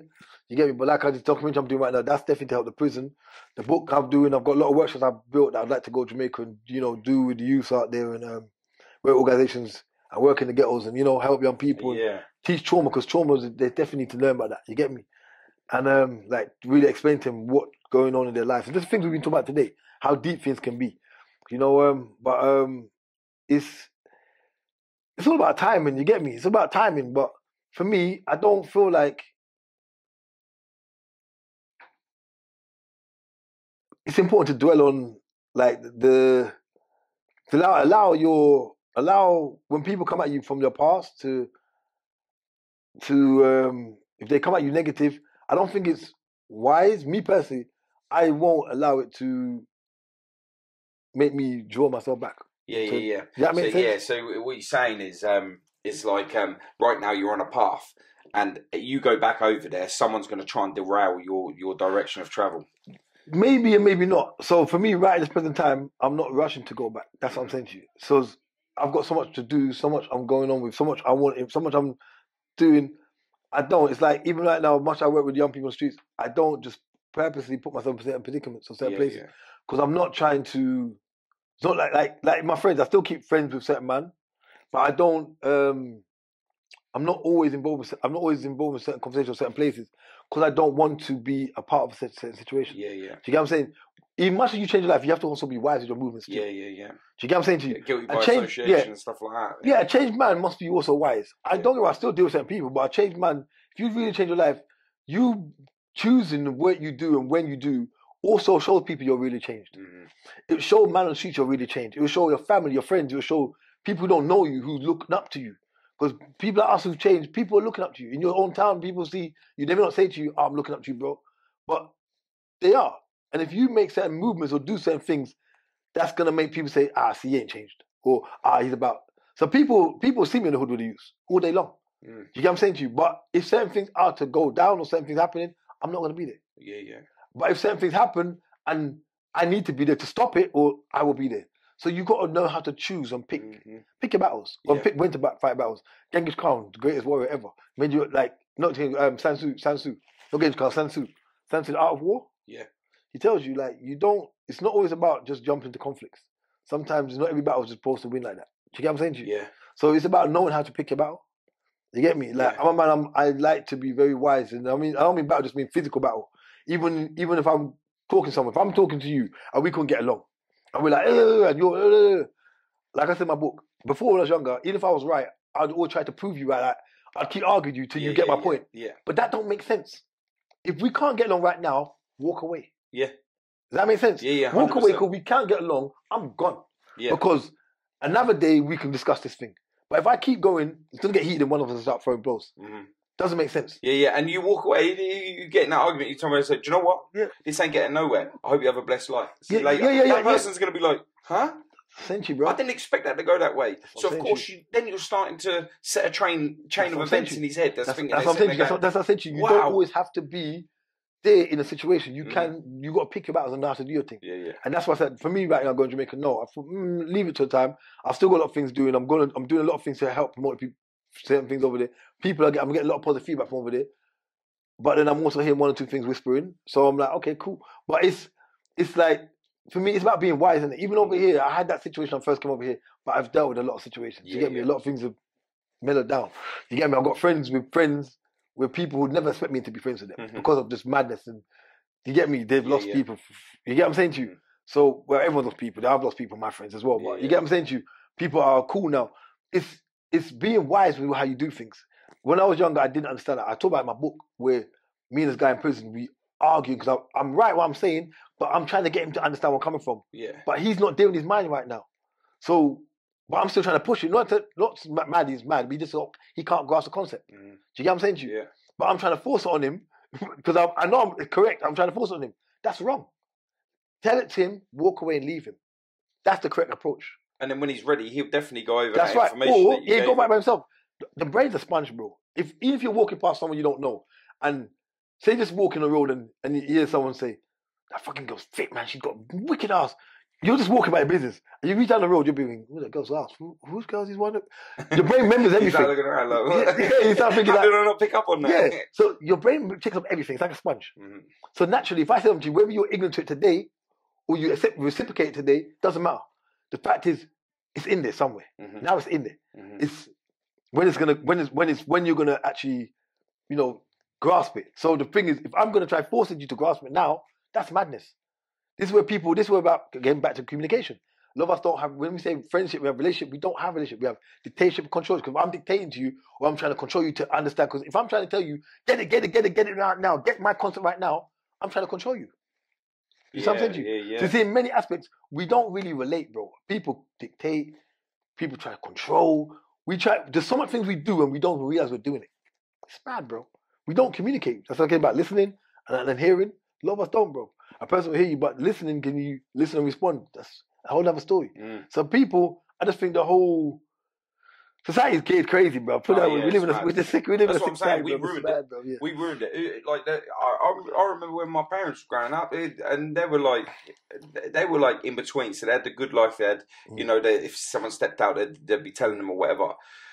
But man, this life that we're bringing our kids up in is wild. How do we as parents that we've caused this and we're bringing our children up? We hate it, so we're bringing our children up in it, and not even thinking, we hate it. How bad is it for us? But because of what we've done, they've got to deal with all of our problems that we've had growing up. So if we know that we hate it, and we know we've got our blood, our babies, our children growing up in what's to come, how are we not changing it now for them? Yeah, but there's a few of us who will try like we're doing, but a lot of people in society sadly don't even know that it's a problem. You got a lot of people in society, they psychologically they know, but they're not conscious enough to acknowledge they know. Does that make sense? Because if you're really conscious and awoken to what the problem is, you'll try to make changes. It's common sense. So when you see people in toxic relationships or people in relationships because they're content, and you a lot of people that like whether it's friendship or relationship, whether it's platonic or it's proper relationships, people are just content being with somebody. So you really don't want to be there, but you're just content. You're just used to it. So you got friendships where it's not really productive or going nowhere, not growing, but you're just content to doing it because it's this. Or you got a relationship with somebody and you're sexually intimate, but you're not growing. You're not helping her to grow, or she's not helping you to grow. You're not developing together or developing each other, but you're still gonna stay because you're just content with it. We live in a world where people are so lost, bro, and it's not.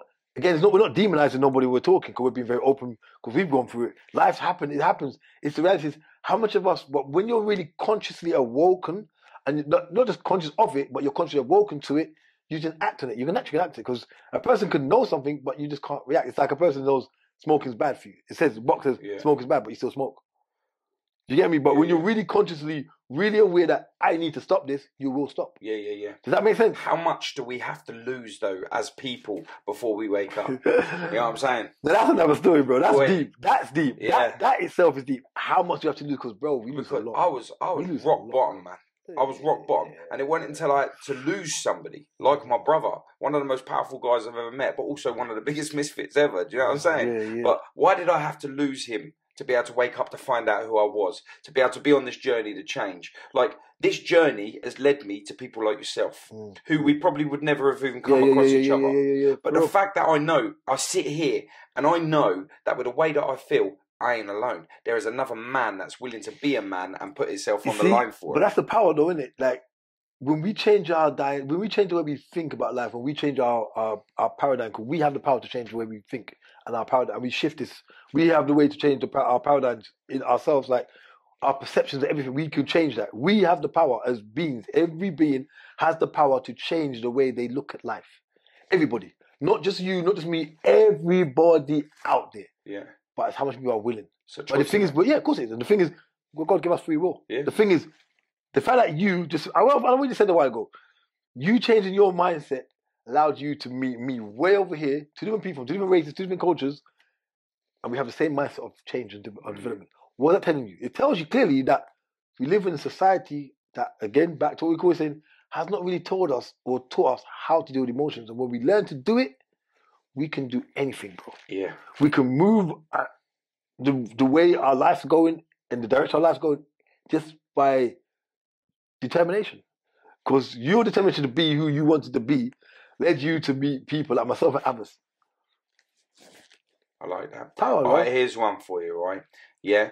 For me to be able to find myself, I knew exactly where I was. I knew exactly how I was feeling.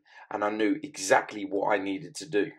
When did you find that? What, do you remember the exact place, how you was feeling? What changed you? Prison. I'm talking about I'm in prison. Prison did it. It was the first. Well, maybe because I tried to change once on real before when I had my locks and everything. I tried to change, but that wasn't real. I'll be honest, that wasn't real. It was. I was trying to change, but I was still dabbling in the streets hard. Yeah. So when you mean change, you'd be committing crimes, but telling the youngers, this is not the way. You know, you need to be different.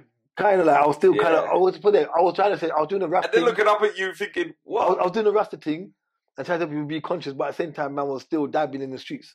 And people knew I was on certain road things. So this. And you got pictures in there? Is there a picture of you in your rasta thing? Nah. You know, it's most of my pictures. Well, you should have done that. I know, yeah. There's only picture of me in there. The only picture of me in there was I was in 2005 in prison before the shooting took place. Because the shooting took place in prison when the warder got shot and three inmates got killed.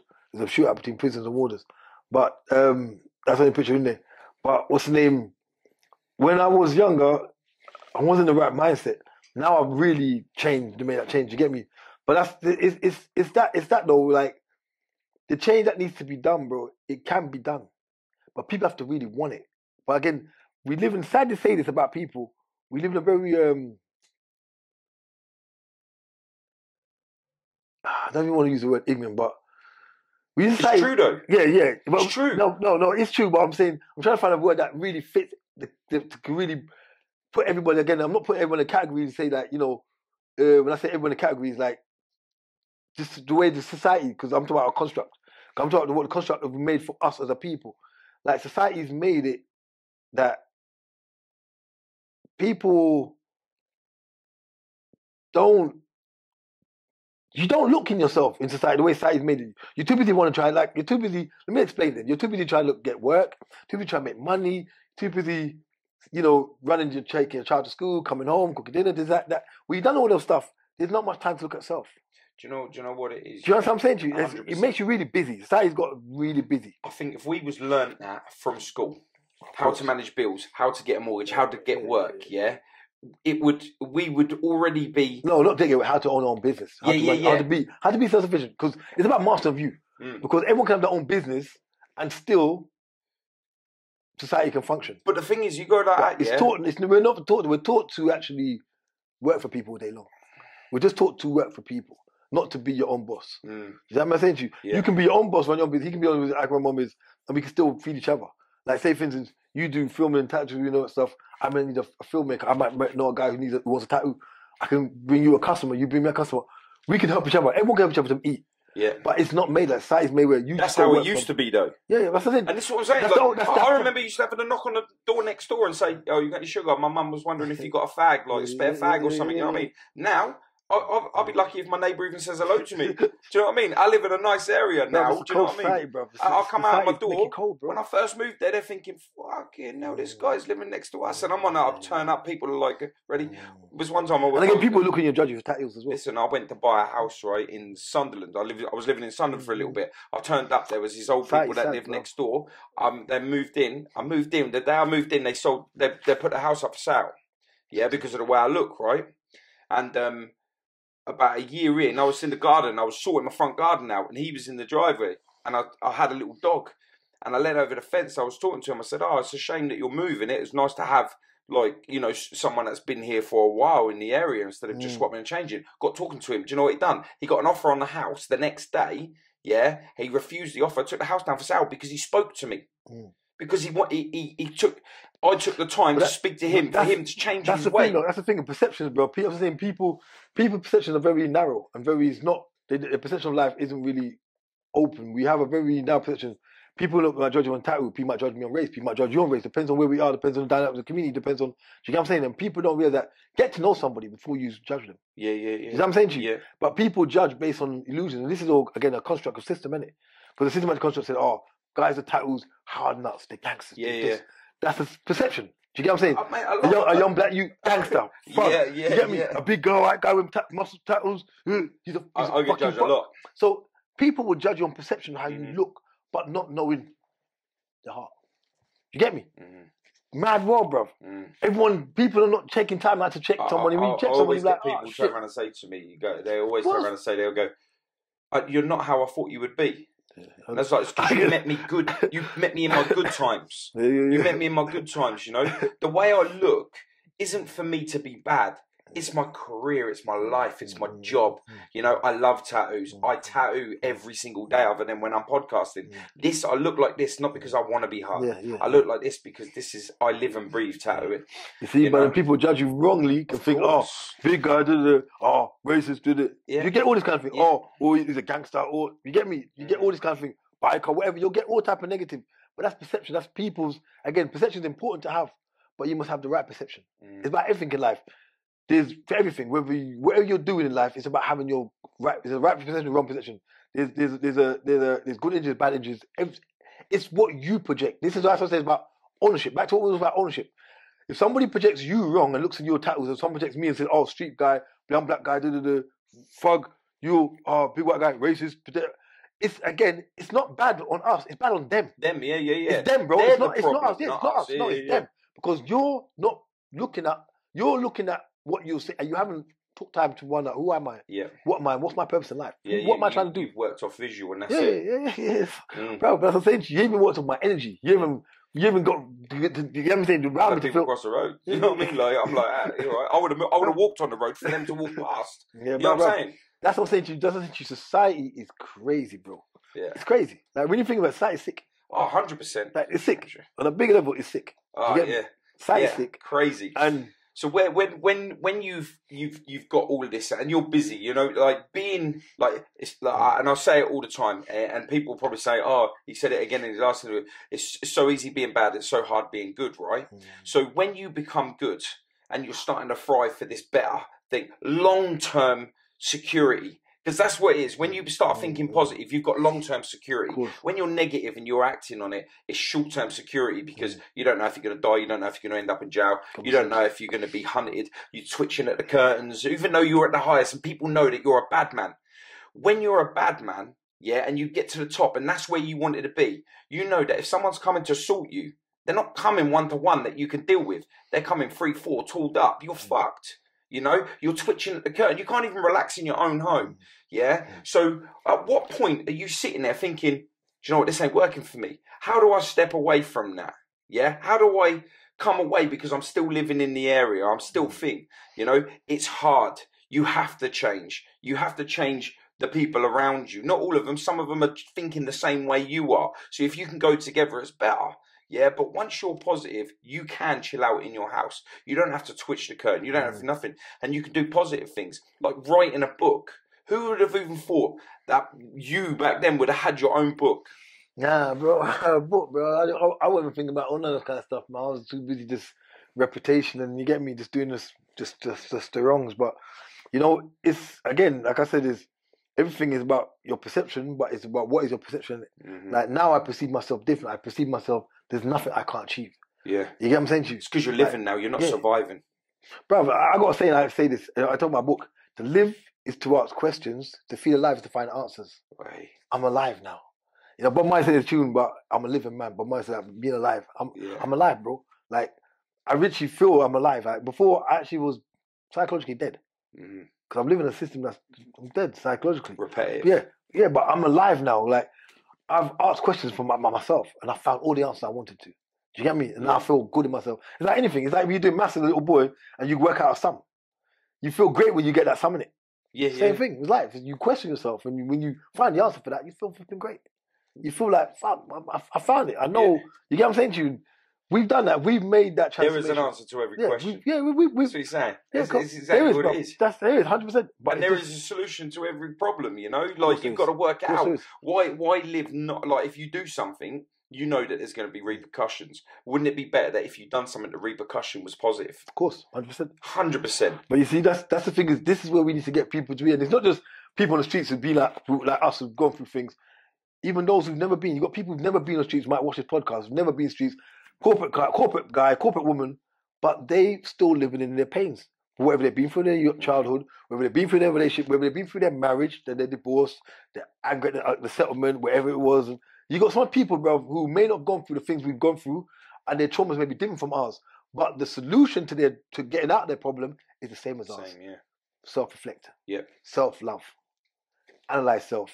Self-perception. What are you really perceiving for, negative or positive? I can't wait for this podcast to go out for people to see this, this message. I really can't. Neither, bro. It's mad talking to you, bro. I love it because how do you feel doing this? Because normally you spoke about all the negative that's happened within your life. They're very different to what you've ever done. This is what I love, bro. We used to do a series, like, forget about this. We used to do a series to talk about life. But this is the real life, bro. Yeah, this is the real life that really helps people.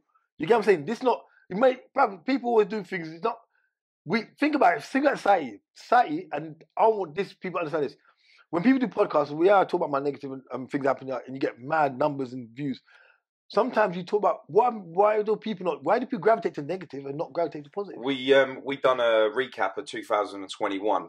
That's coming out like Thursday, I think it is, and we was talking about how and why, and some of the other podcasts I've done with some of the other people that I've done, and their criminal lifestyle. It's how come everyone always gravitates to the negative, and when you gravitate to something that's so negative without a message at the end of it, you'll leave in that. Like when you watch a film, you'll go and watch Jean-Claude Van Damme, for those of you who don't know, but like Jean-Claude Van Damme or something, you'll see him fight, or Football Factory, where you see all the footballers go out and they go and have a fight. You walk out the cinema and you're like, I'm ready to have a scrap. Or you go and watch a boxing match. By the time you finish, next thing you know, you're throwing punches with someone for no reason, but because you've allowed yourself to not see that as what it is, a sport. Like you're settling your differences. You've come out of it, one with, if you wanted the money, but two, if you wanted the reputation. You're not seeing it because there's no positive message in it. You know what I mean? Bruv, listen, it's so important, bruv, to have a positive message. It's not even music. A lot of young kids gravitate to music that's talking about violence and that more than gravitate to music that's talking positive. You get what I'm saying to you? Yeah. And we got to ask ourselves, that's a sickness in ourselves. Yeah. That we gravitate to negativity more than we gravitate to positivity. But the ones that are doing the positive music, when they die, their legacy is being played and played and played. Because everyone's looking for that short term. That short term. Why is everyone ready to just give up on life now? Why is no one doing something now that can create a legacy that will live forever? That's why I do all I do, bro. But the thing is, so when you sit there, I'm not just saying it, because of Jamaica, you got Bob Marley, one of the most positive messages in music, one of the biggest artists in the world, still played today, 100%. And he's been dead years. You know, he's loved. Like how is no one looking at this long term? Because we're all going to be dead one day. Standard, and it's down to our legacy. Now they turn around and say that our legacy, our human self, is forgot within 3 generations. What the fuck? When I heard that, I was like, nah, I'm not allowing that. But it's true though. Think about it. When a person's here, you die. Your child, your grandfather. If you think about your grandfather, your great grandfather, how many people I can say talk about my great grandfather, even my grandfather? Most people talk about him. We might mention him once in a while. Okay. His friend lost him, but if you do something amazing, people remember you. Then it's not just your 1 or 2 kids talk about you. People out in society will talk about you. How many legacies have gone since Bob Marley's been gone? How many legacies? Because there's more than 3. You understand? I know. So if that's the case, and he's still... My son, I used to play Bob Marley's song whilst my son was in the womb. When the song comes on, no matter what my son's doing, straight at the TV. And he's watching it. He's smiling and stuff. You know what? That's what you're saying is real, bro, because people don't realise that's deep. Because, you can have all the money in the cars and everything, all that kind of stuff, and everything you're running down society, but if you're not leaving something that people remember you by, you're gone. You're not going to be remembered at all.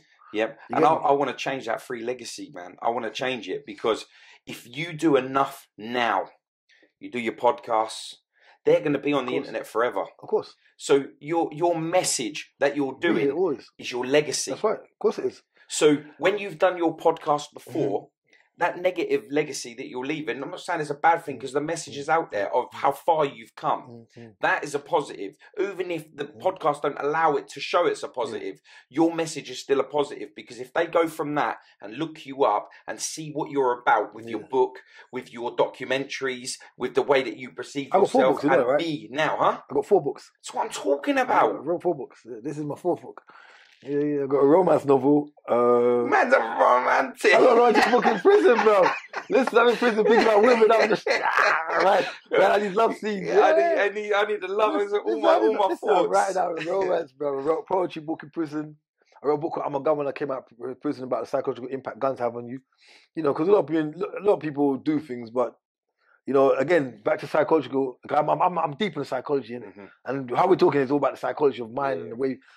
For me, if a man doesn't have a knife or a gun on him, will he, like, for instance, me and you are pretty strong-looking guys, bro, and your cameraman as well. Imagine you think a guy's going to run in here to say, fight one of us if he by his hands will get smacked the hell out of him, bro. Yeah. You get what I'm saying to you? But if he's got a machine on him, he'll run in there because he's got. It's the fear of losing. No, it's not that. I'm talking on a deeper level. Yeah, it's the fear of losing, but on a deeper level, when you think you're in control, when a man runs around with his machine, yeah, or a knife or whatever, you think you're in control, but you're not. The weapon's in control. Yeah. Because really and truly, that weapon, if without it, you wouldn't be doing what you're doing. Yeah. So when you feel, though, you're physically doing the movement, whether it's busting, pulling a trigger or stabbing, but the reality is that weapon is in control, because that weapon, though you're dictating, you're mentally doing it, but that weapon has the power, or the power is giving you power. Yeah, because if you take that off him, he's just a man. That's what I say. So the weapon gives you power. So the weapon's really in control because it's giving you power. Where your power comes from is where your control really is. Does that make sense? If you're dictating to me negativity, like again, if I cause you to follow me on a bike, do a crime, you decide to come with me, I've taken your power. I'm in control. Yeah. We talked about that already a while ago, right? I'm in control. Yeah. But technically, if the gun or the knife is making you do what you're doing, that's knife's in control.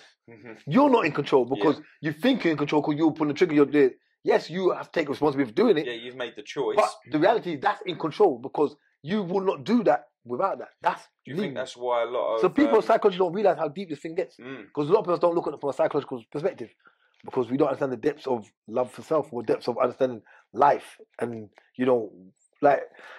It gets deep, bro. Like I could go all day on this kind of stuff because I like talking deep more than talking to surface level. Yeah, the person that took my brother's life, and my brother was like me. He was more than me. He was a very powerful guy on the streets. You know, drugs took him to a level that he was unrecognisable within himself, but he was still a human. Do you know what I mean? Yeah. And you know, I call him a functioning drug addict because he still managed to hold down a full-time job, family, and stuff like that. But the person that took him, as a man, he wouldn't have been able to. But as soon as he had the weapon, my brother's not here today because essentially the weapon was in control, not the man. Though the man, it needs one in your rage and your anger. When you're in rage or anger or anything, I got a workshop. I do workshops in schools and different places. I got a workshop where I talk about it. I talk about I got one called about knife. Choose a knife or choose a life. And I talk about knives and guns and I say, like, are you really in control when you aim to take someone's life? And some people say, yeah, I'm in control. I said, no, you got rage going on. You've got anger. You've got wrath. That's not emotional. You're not in control of those emotions. Those emotions are heightened emotions that you're not in control of. Because if you are, you won't be in that state. So once you're in that state, then you're not in control. It's a no-brainer. Yeah. And if that weapon's in your hand, then you know that heightened state and that weapon, that's what's in control. That's how people do things and then after they regret it. It's that. Because you're not in control of that emotion at that moment. You're always going to regret the negative that you bring on your life, always, 100%. But you can never regret if you were following a positive path. And I need people to truly understand this message today because it's very important that 2 men, for starters, and 2 men from the street, for seconds, and the fact that we are we've lost our prime, but I feel like we're in our prime. I like that, bro. We lost our prime. You know, I feel like I'm in my prime. I found I'm in the best time of my life. I love all my 20s. All my 20s was in prison. Yeah. All my 20s, I went in prison 22, came out on 30. All my 20s gone. You get me? But I feel like how I feel today, I feel happy and fit mentally than I ever was in my life. I'm literally in a much better place. I'm the most stable person I've ever been. Yeah, me within, too. You know what I mean? Me too. And I'm able to. I knew that I needed to become stable before I could start helping others. Because if I help someone from a weak point of where I am, how do I expect them to be strong? You know, and that's you see, that's funny you said that, because that's something I talk about in my book as well. When you're giving a lot of people, like we have, sadly in our communities, we have what you call wounded healers. People who like to help other people, but they actually wounded themselves, really wounded, and don't realize how wounded they are.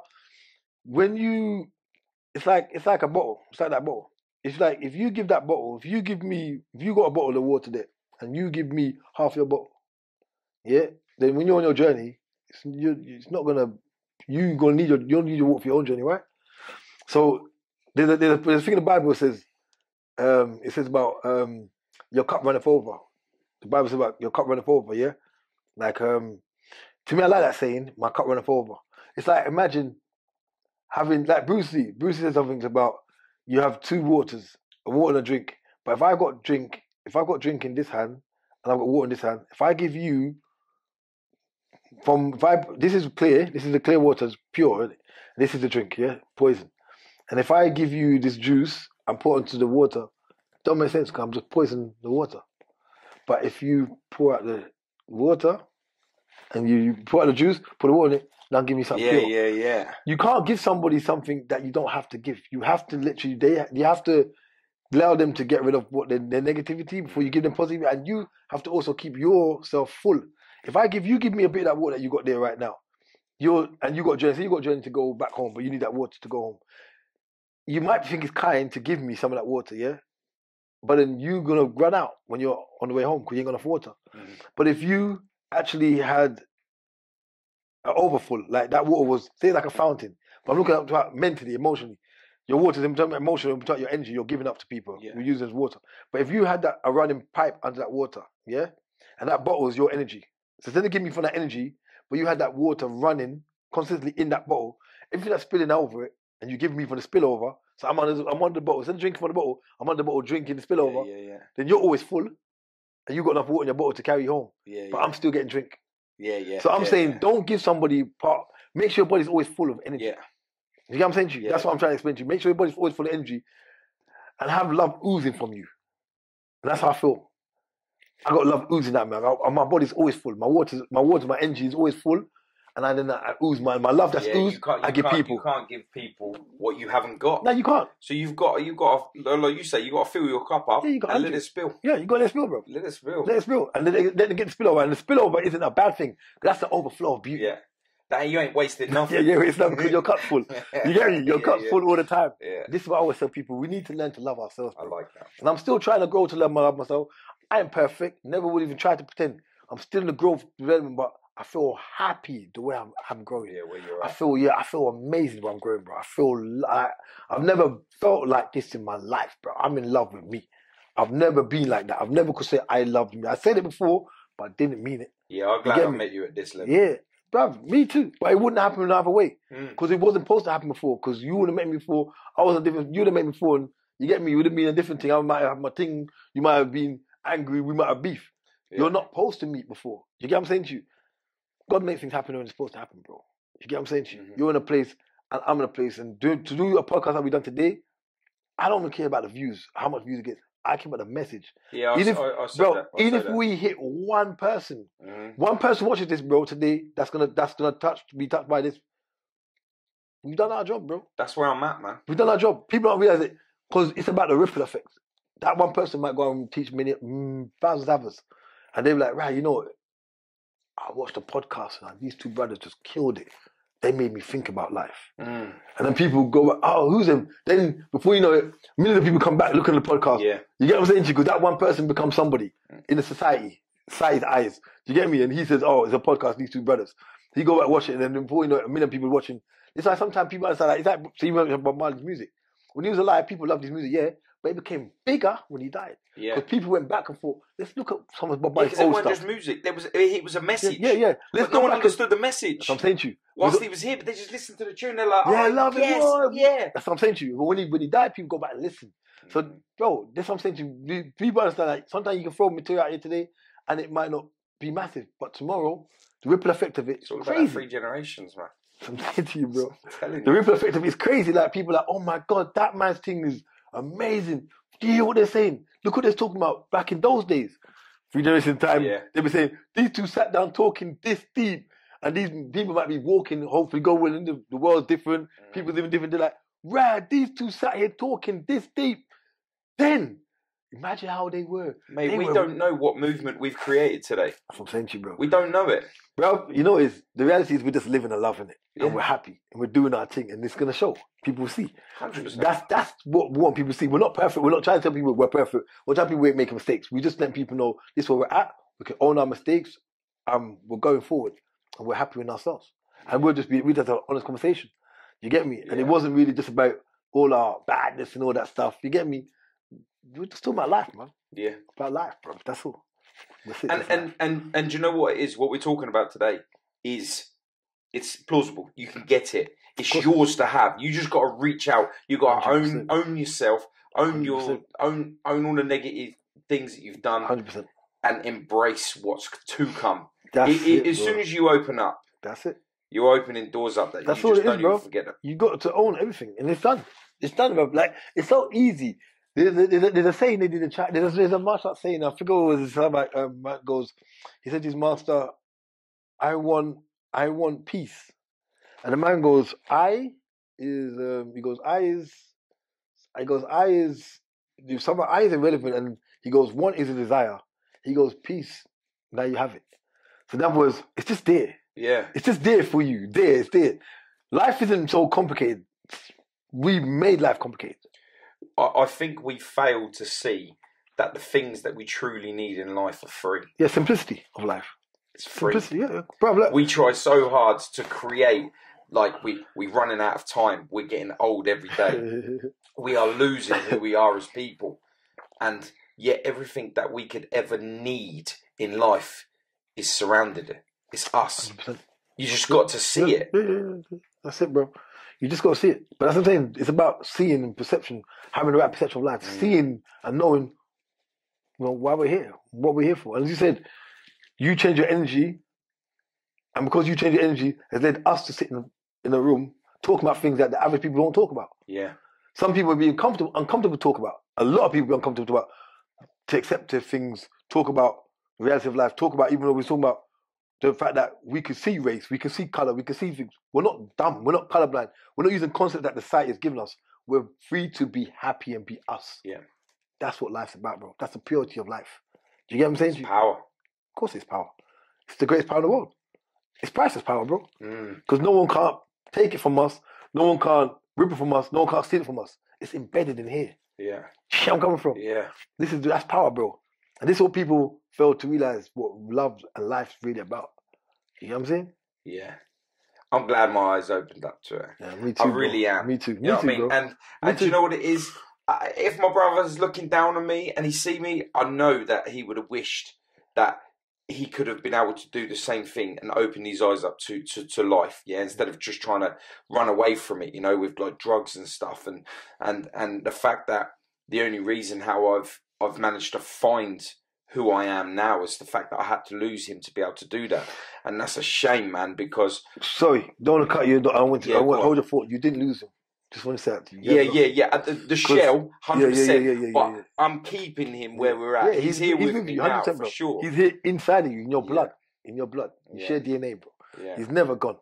You get me? That's the next thing they forget to teach us, that within our blood lives on our families, our loved ones, everything. Made you up. He's part of your genetic makeup, bro. I like it. You get me? So Yeah. he's here, bro. It's just, yeah, I mean, just keep it. Just do your thing, bro. He's loving it. He's loving it. As you're loving it and growing, he's loving it and growing. Yeah, good. I Because like that. he's in you, bro. Yeah. Think about it. Genetic makeup, it's a no-brainer. Mhm. I'm saying the same basic things about life we are not taught in school. The science, we taught basic science, but the science then taught us that think about your ancestors, your mother, your father, they're all with you. There's your genetic makeup, bro. It's in you. Your brothers, you're saying DNA. Mhm. So we're all here, bro. Like we're here. We're connected. Of course we are. Come on, it's no brainer, bro. Yeah, man. You get me? So he's here, bro. Yeah, You get me? You ain't lost yeah. him. He's here with you, and Yeah. he's loving the transformation that he's living through. What you're doing. Yeah, I thank him. I got a picture of him beside him bed. I thank every night. I've got this little glass thing. His ashes are in it. Every night I kiss it and just say thank you for looking after me today. Yeah, he's here with you, bro. It's good. He's here with you, bro. He's here with you, deep inside your veins, bro. He's there. You get me? Yeah. So when you enjoy, he's enjoying it. Yeah, I love that. You get me? Love that. And you guys get to see it. Yeah. So pay attention to this powerful podcast today. No, it's different. It's different. It's not even different. It's different for many, but it's the real for me. It's what I've always wanted to talk about. That's what I wanted to do. I wanted you to feel real today. Yeah. You know like, I'm not saying I wasn't being real talking about my past. No, of course, but that was you then. Yeah. You're being real today. Yeah, this is where I'm at right. This is where I'm at mentally, emotionally. This is what I'm actually allowing myself to express and speak of. In some podcasts, I touch on a bit of this, but I don't really go as we're going today. We're really going deep into things that we're talking, and I'm loving that. You get me? Because it's people get to see where I'm really at mentally. Do you get what I'm saying to you? Where I'm really at mentally. You know, and that's really important. You know, and you put that across in your documentaries too. Yeah. Some of my documentaries depends because I do different documentaries. I do documentaries on history, culture, religion.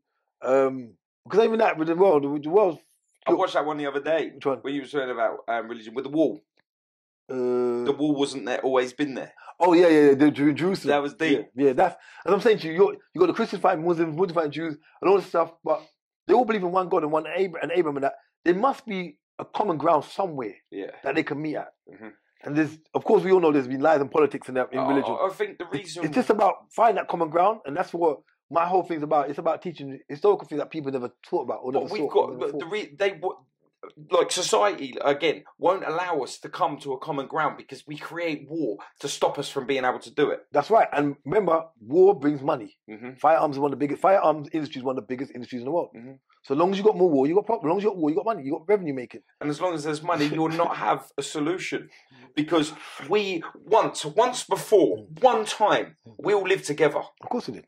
We lived together. Of course we did. Humanity was never always like this, bro.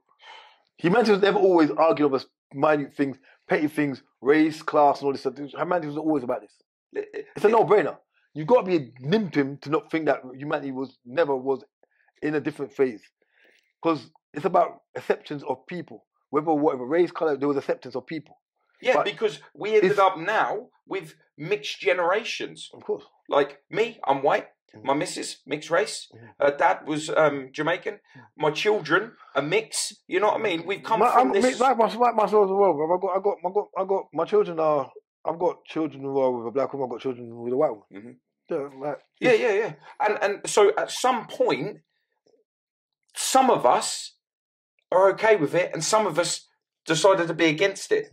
So they've created this thing to stop us from being able to... It's social construct, isn't it? It's called social construct, bro. It's called a social construct. Society has done it. Society has created a construct. When you look at it, a construct is made to keep people living in an illusion. Hate me, like I said, a person look at you, think tattoos, fuck. Maybe think, racist. Maybe think, he's a violent, he's a gangbanger. You get what I'm saying to you? Whatever, they're going to think.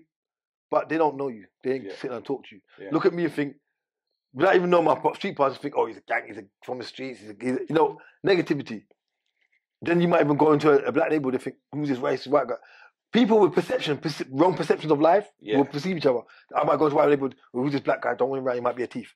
You get what I'm saying to you? Yeah. It's society's created these illusions of hatred. Then they got the class illusion, because then again, you got other white people might look at you and think, white guy, tattoo, he's a lower class, but white guy, innit? You get what I'm saying to you?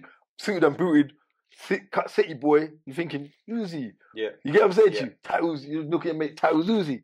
So even in our own race, what they call race, because I just think everyone's just one, but I just think everyone's one with our different nations.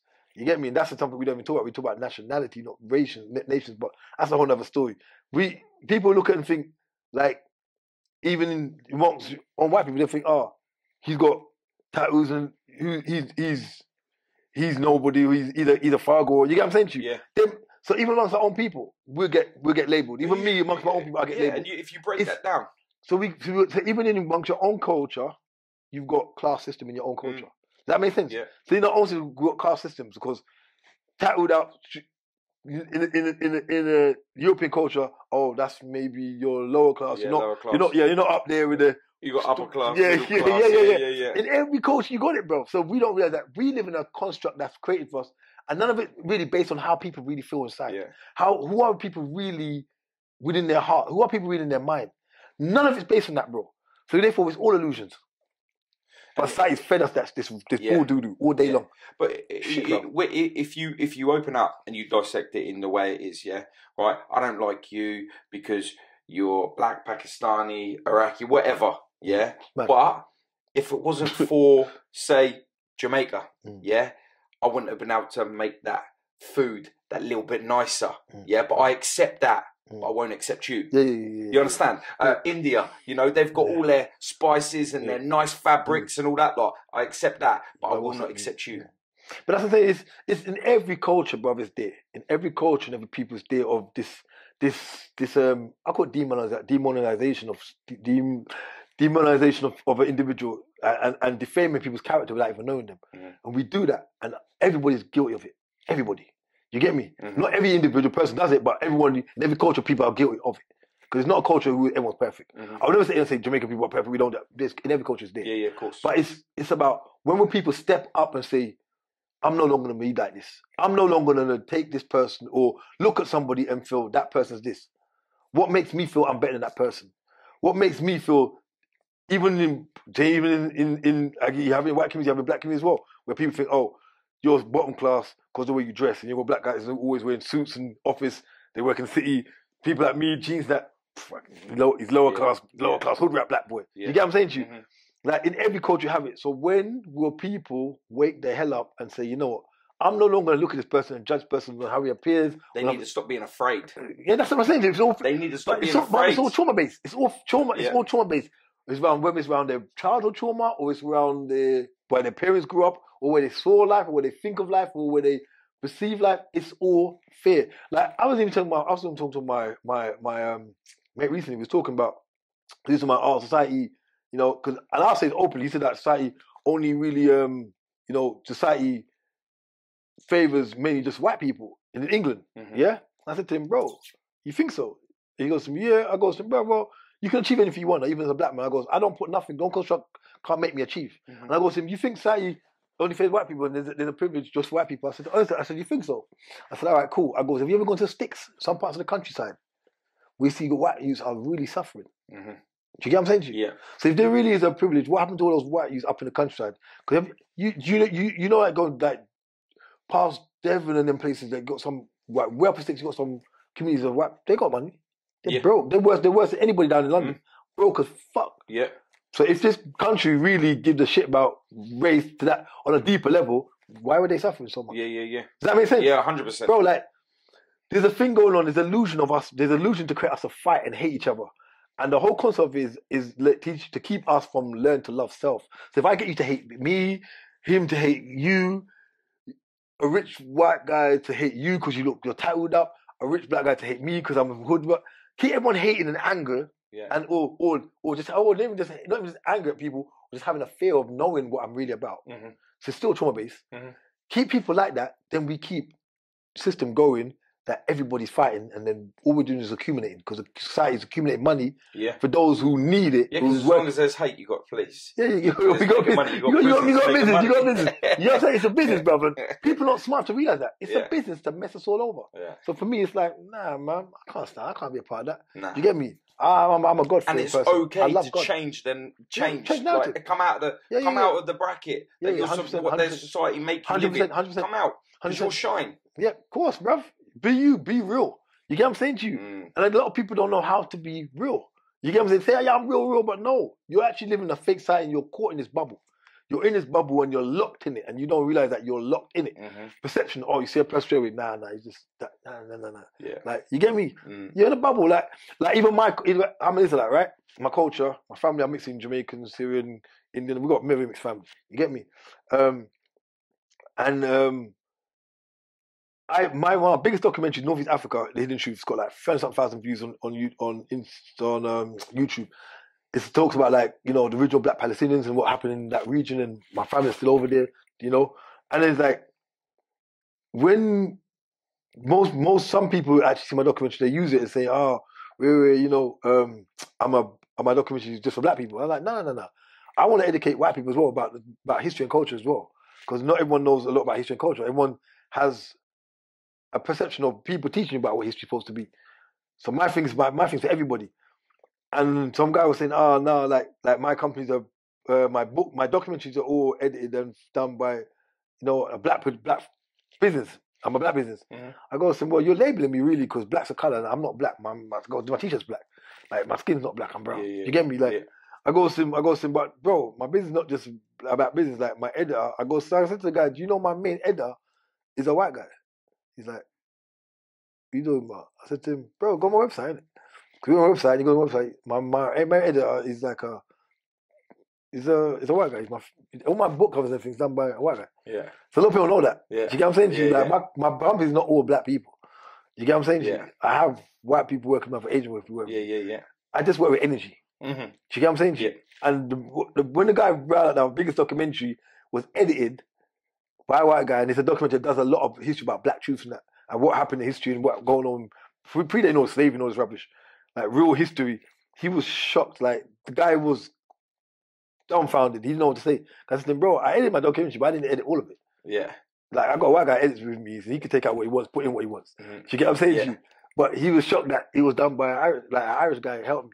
You get me? He's been with me for years. We worked together for donkey years. The point I'm making is some people are out of the bubble. Some people have sense to come out of the bubble. Mm-hmm. Do you get what I'm saying to you? Yeah. And some people are still caught in a construct where black against white, white against black. Just it's bigger than that. Do you get what I'm saying to you? Yeah. It's bigger than black against white. It's bigger than white against white. It's because in every way you find, it's bigger than black against white. It's bigger than.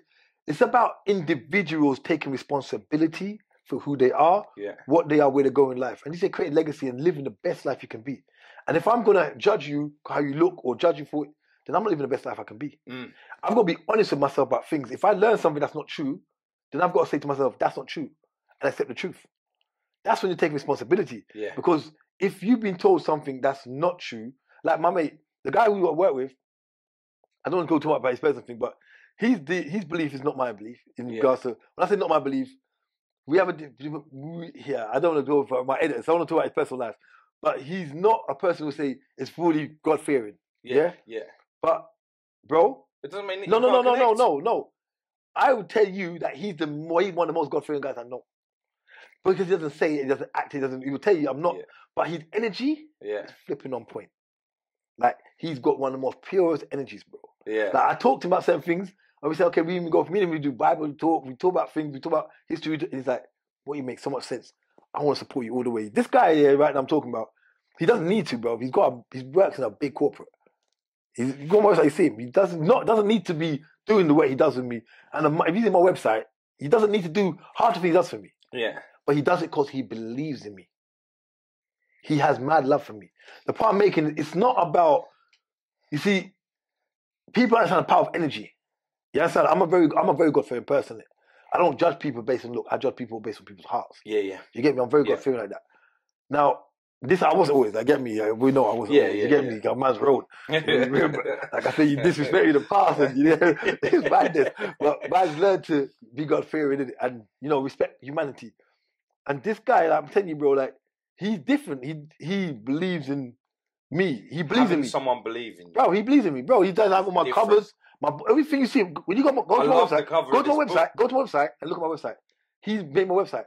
He made my website for me. All right, I paid him a little change. Yeah. So go Stephen Graham Project, Stephen Graham Project, Stephen Graham the PH. Yeah. Yeah, Stephen Graham Project, StephenGrahamProject.com. He made my website. If you look at my website, don't get me, I paid him a little change for it. Mm-hmm.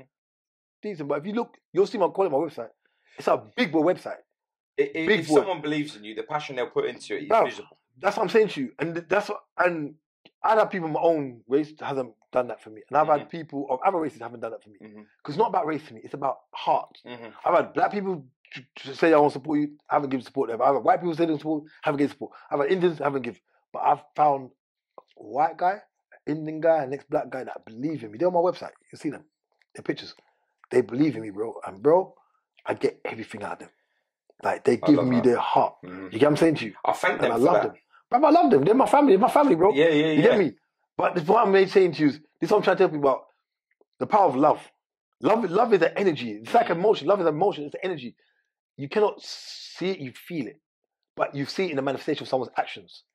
Does that make sense? Yeah. So I can say, this guy, he got mad love for me, bro. I got mad love for him. He shows it. You get me?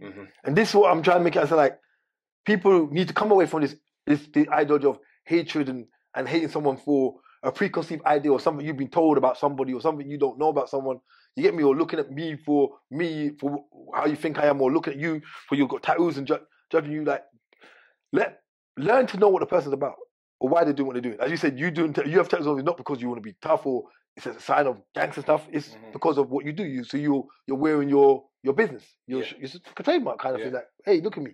But those who don't know, you think bloody hell, big white guy, flipping fug, racist. Some people think go and say black people, they might think you're racist. You go and say white people might think low class scum. They call poor white trash. You know what I'm saying to you? But really, you're not. You're a man of a big heart. But they don't see that because they're only seeing what they're seeing from a foolish perception. We live in a very, I don't like to use the word ignorant, because I want people to, I'm not judging. I want people to understand, like, we need changes. We need real changes in society where people really, because this is me, bro. This is what my book talks about. This is what my life. This is what my things about. Even my documentary, I do it on Black history. I don't do it because I do it in schools. I do it in schools about Black history because I don't think they teach that enough in school anyway, because you're not letting other cultures really understand history before slavery. Yeah. What Black people doing before slavery? You're giving one perception. Do you get what I'm saying to you? Even like European history, what is true European history? We're not really taught a lot about that. You get what I'm saying to you? A lot of things we're not really taught about. Like I said to someone, all right, I'm going to ask you a question. What nation do you come from? What's your nation? Do you know what it is? I'm so mixed up with this, right? Because like what I feel and what I see and what I've been told are all different. Do you know what I'm saying? So like I really do embrace all nations. No, you see, I feel you, but you won't go with this. Now, see, for like I did this in school one time. I was talking to kids about Black history, and I said there was about slavery. And I said, okay, majority of Black people in the West say we don't know who. Thank God I know my culture and ancestors, but not all, because I don't know everything about my father's side of the family. But a lot of us say we don't know our history and culture because it was taken from us through slavery, right? Now, I said to people, not for the Black kids in the school, but for the other kids, you tell me, what's your nation? And they was like, I'm English. I said, no, your nation. And I explained to him what I'm talking about nation. I said, no, your nation's like your tribal family where you grew up with. Yeah, I don't know. Bruv. Now listen, I did the same thing. I don't even know what I told. The teacher told me the same thing. They don't know. And everyone think I go to them, now look, imagine we live in a society where people haven't been through abuse, but they still don't know their own real history. Every country has a culture that outlives our culture because we are only told our culture from World War I. You understand? So anything before that, we don't know. So do you get where I'm coming from? Hold on, do I get what I'm coming to? Because you answered it for me in the sense that you're showing the same thing I'm telling people. Yes, you have people in the Black community who don't know the culture through slavery, but then you got people who are from England who don't know their culture as well. That's a madness that they don't know their culture. So then deliberately, those who actually were in the power, who knew culture before, sometimes stop teaching people and everyone culture and history. So everybody lives in a confusion. Yeah. Because really, truly, culture is something that people need to know. There's nothing wrong with knowing the culture. If I know my culture, you know your culture, and I respect you for yours, you respect it for me. That's what humanity is in harmony, right? I love my culture, you love your culture. But the fact that most of us don't even know our culture. And the thing is, knowledge is power, right? It's crazy. You get this knowledge is power. So if I go to school, or my parents went to school, they learned about World War I, World War II, to the point where they can tell us about this, right? So we can gain that knowledge from our parents. So then we then go to school to only hear what we've already been told about World War I, World War II, right? So we're hearing it from the people that have heard it from the people that have heard it from the people. So we will never ever know exactly where we come from, or how we felt, or what we before World War I. Because when we go to school, that's the point I'm making, bro. People don't realize we're not getting told the things we need to know about who we are to really, because really, really love yourself is when you knowing of self is brings real power. But really knowing of self. And that's also part of culture too. And a lot of countries you go, like if you go to Africa right now, some places like Nigeria, they've got different cultures. They know their tribes and histories. And it's great to know your tribe history. You look at things like movies like William Wallace, Braveheart. From Scotland, William Wallace. Yeah. They had the different nations in Scotland at that time knew their tribes. And but they lived side by side, but in their tribes. But here's another but thing. Hold on. Imagine people, because I'm just going by the movie. Yeah. But imagine exactly. This is what I was just about to say. No one don't know their tribes and their cultures and that. But the thing is, the movie is nothing like the real person. Because if you look up William Wallace, it's not like the movie. It's better because the movie made it Hollywood. Yeah, so you've learnt from William Wallace from the movie. But if you go home now, look up the real William Wallace. He didn't do what the movie said. He done something different. But part making did he? They still knew their clans that time. Though. Yeah. That's what I mean. They knew their clans. How did they know their clans before? Everyone knew their clans before. Before a certain period of time, everybody knew their clan. They knew where they belonged to. Now, no one knows their clans. But you know why? It's crazy. Society's just messed us all up. Yeah, because you see, before, like you go back, yeah? Now, what happens? You get your kids, you put on TV, they go watch that. There's your Teletubbies that don't even know how to say hello with a H. Yeah, they're saying hello with an E. Hello. Do you know what I mean? And you're like, this is how we're mixing them. You see, when the tribes back in the day, yeah, when they come, they all sit round, whatever, they sit round together, whether it be if they're Indians, they're tents, you know, like Native Americans, if like around fires, around anything, whatever your culture was or however it was, and a story was told by the head of it, and everybody else in the village would listen. Well, now you're talking like this is what I'm saying to you. If you go watch some of my documentaries, like me in the desert with my family back home in Palestine, because my family are originally indigenous there. They've never left. Originally indigenous there. Got land titles, everything, and that shocks a lot of people. Like the history of what's really going on in that region. Now, they still do that. Sit down and talk. Still do all these things. Real life. Still traditional, still tribal. We in the West Hemisphere has been dumbfounded badly. We've ruined. I said at the beginning of this, we ruined ourselves. Yeah, badly dumbfounded. And that's the thing is, it's about now. How do we wake up? How do we? Because like I said, I'm a very strong believer in the Bible of people waking up to spiritual truth and understanding that we didn't make ourselves. There is a creator, and learn to love yourself. Learn to find that inner peace, that inner happiness. Do you get me? Like, I'm not against religion, but the way it's being taught is, again, it's been a lot of manipulation. And I just feel like in every aspect of life, we've all got work to do. We've all got work to do in regards to find ourselves. And not everyone can do it. Not everyone's brave enough to do the things we've done. Yeah. No one's brave enough to say to yourself, like how you said, you know, I judged my friend wrong. He wasn't there for me, but now I realize he wasn't that, he was wrong. Not everyone's brave enough to admit their problems. Yeah, he wasn't there for me, but he was there. He done right because he was there for his family. Yeah, he would. That's what I'm saying to you. But you saw the realness. You saw the realness after, but you didn't see it then. But not everybody's going to wake up to feel that realness. That's the point I'm making.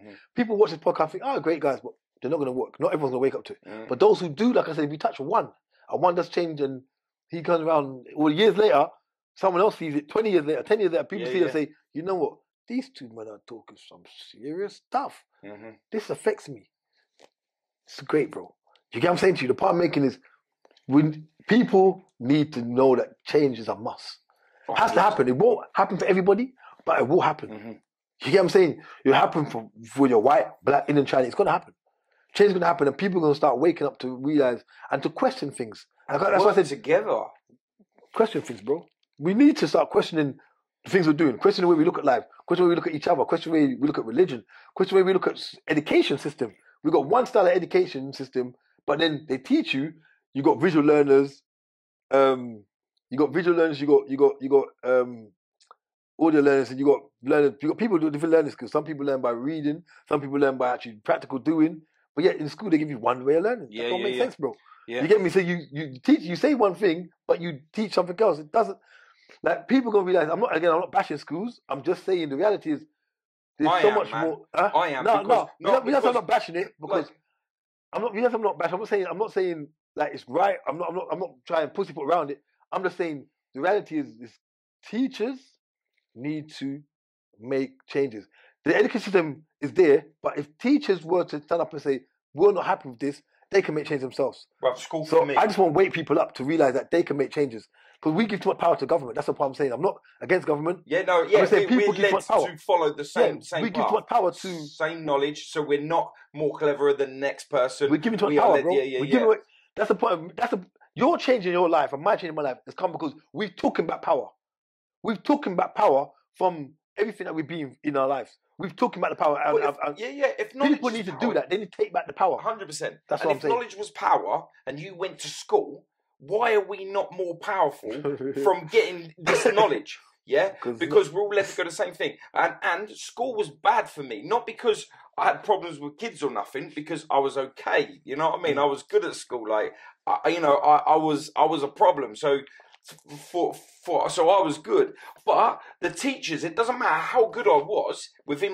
I might have been bad, but my schoolwork, my academic was okay. But because they didn't like me, because I was bad, I failed. Right now. Because I failed, they turned around and said to me, I failed my art. Yeah, I failed at art. Yeah. But yeah, I failed at art and I failed at everything to do with art. But I won the best in East Anglia for a watercolour design. How can I do that if I failed? On top of that, how can I leave school and become a world-known tattoo artist with multiple awards all over the world? Yeah.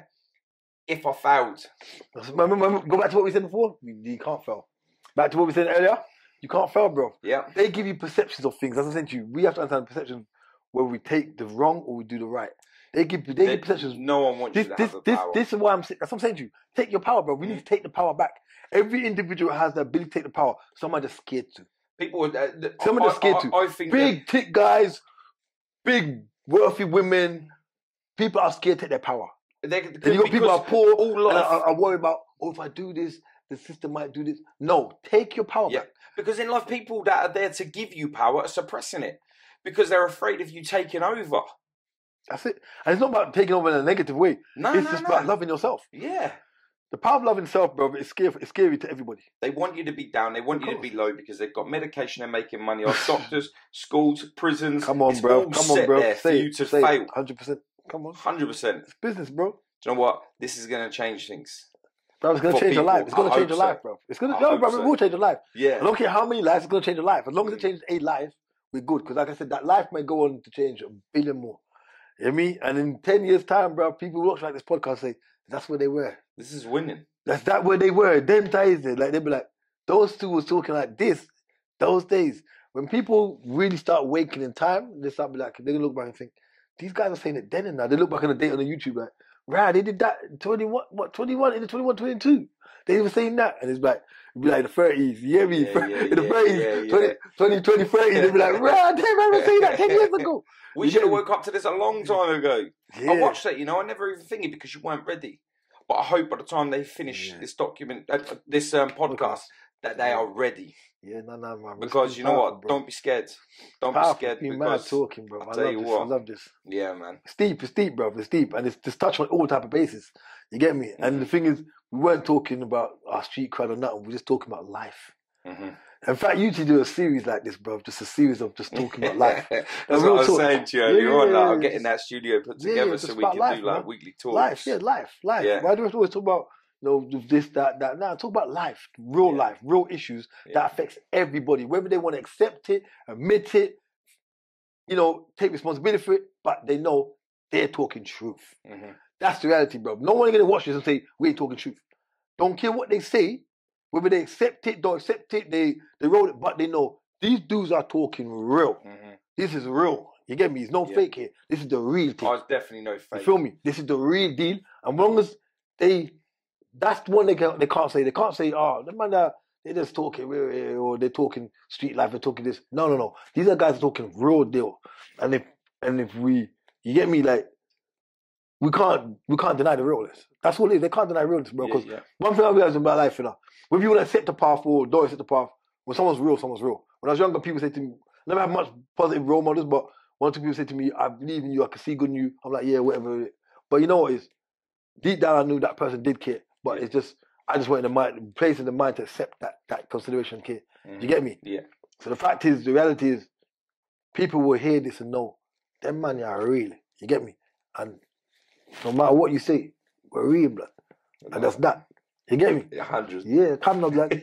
Chat. It's good, blood. Yeah, I appreciate you taking the time, man. I really do. And I really love this podcast today. Yeah, me too. And the message is real. 100%, bro. It's real. Change is possible, 100%.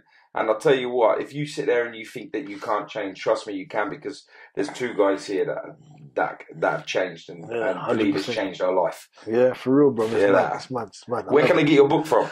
You get my book from my website, get from Amazon, Amazon.co, Amazon.com. My website, you can go on my website, Stephen Graham Projects. In fact, I want to encourage you to go on my website and check out my documentaries, check out my youth work, check out my mentoring. You know what I mean? Check out my music. There's a lot on my thing. I do a lot of different things. I don't believe in only doing one thing. Like yourself, you do podcasts, you do tattooing. You know what I mean? We're not one-dimensional people, bro. People tell you, oh, only do one thing because you only can do one thing at a time. That's rubbish. That's, again, it's a controlling thing. The system wants to control you. Do as much as you can. Do it. You have one life to live it to the fullest. Yeah, I like it. Every little thing you can do, every little thing you thought about doing, try it. There's no failure. Try it. Enjoy doing something. Just do. You get me? Don't hold back yourself. Let your heart go. Let your spirit go. I love that energy, man. Yeah, I love that energy. You get me? So yeah, go Stephen Graham Projects. Check out my stuff and see what I'm about. You get me? It's love, man. It's love. You get me? It's man, love. I appreciate it today. I really do. Me too, bro. Is there anything else you want to add to? Nah, man. Just a blessing, bro. Just that's all, man. I love it.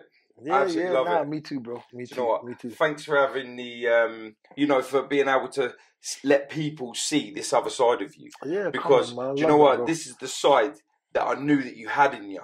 Yeah, from just talking to you on the messages. Yeah. I never got that. I got like the other side of you, and I got the serious side of you, and it was like, this guy's serious. Yeah. But no one's seen this side. Not on here, not on the podcast. I'm glad that I've been blessed with I'm glad you. I'm glad it was you, and I actually told somebody it's gonna be this. I told my friend. I said to my friend, it's gonna be this. Yeah, and she was like, yeah. I said, listen, this brother. I played a voice message to her. She's like, right, he's deep in it. You get me? Because you're like, the universe of this. She's like, I love the universe. Like, talk about the universe, you know? Bro, listen, that's the reality. And when you think about that, that's why I say I'm a very godly person and I love my Bible.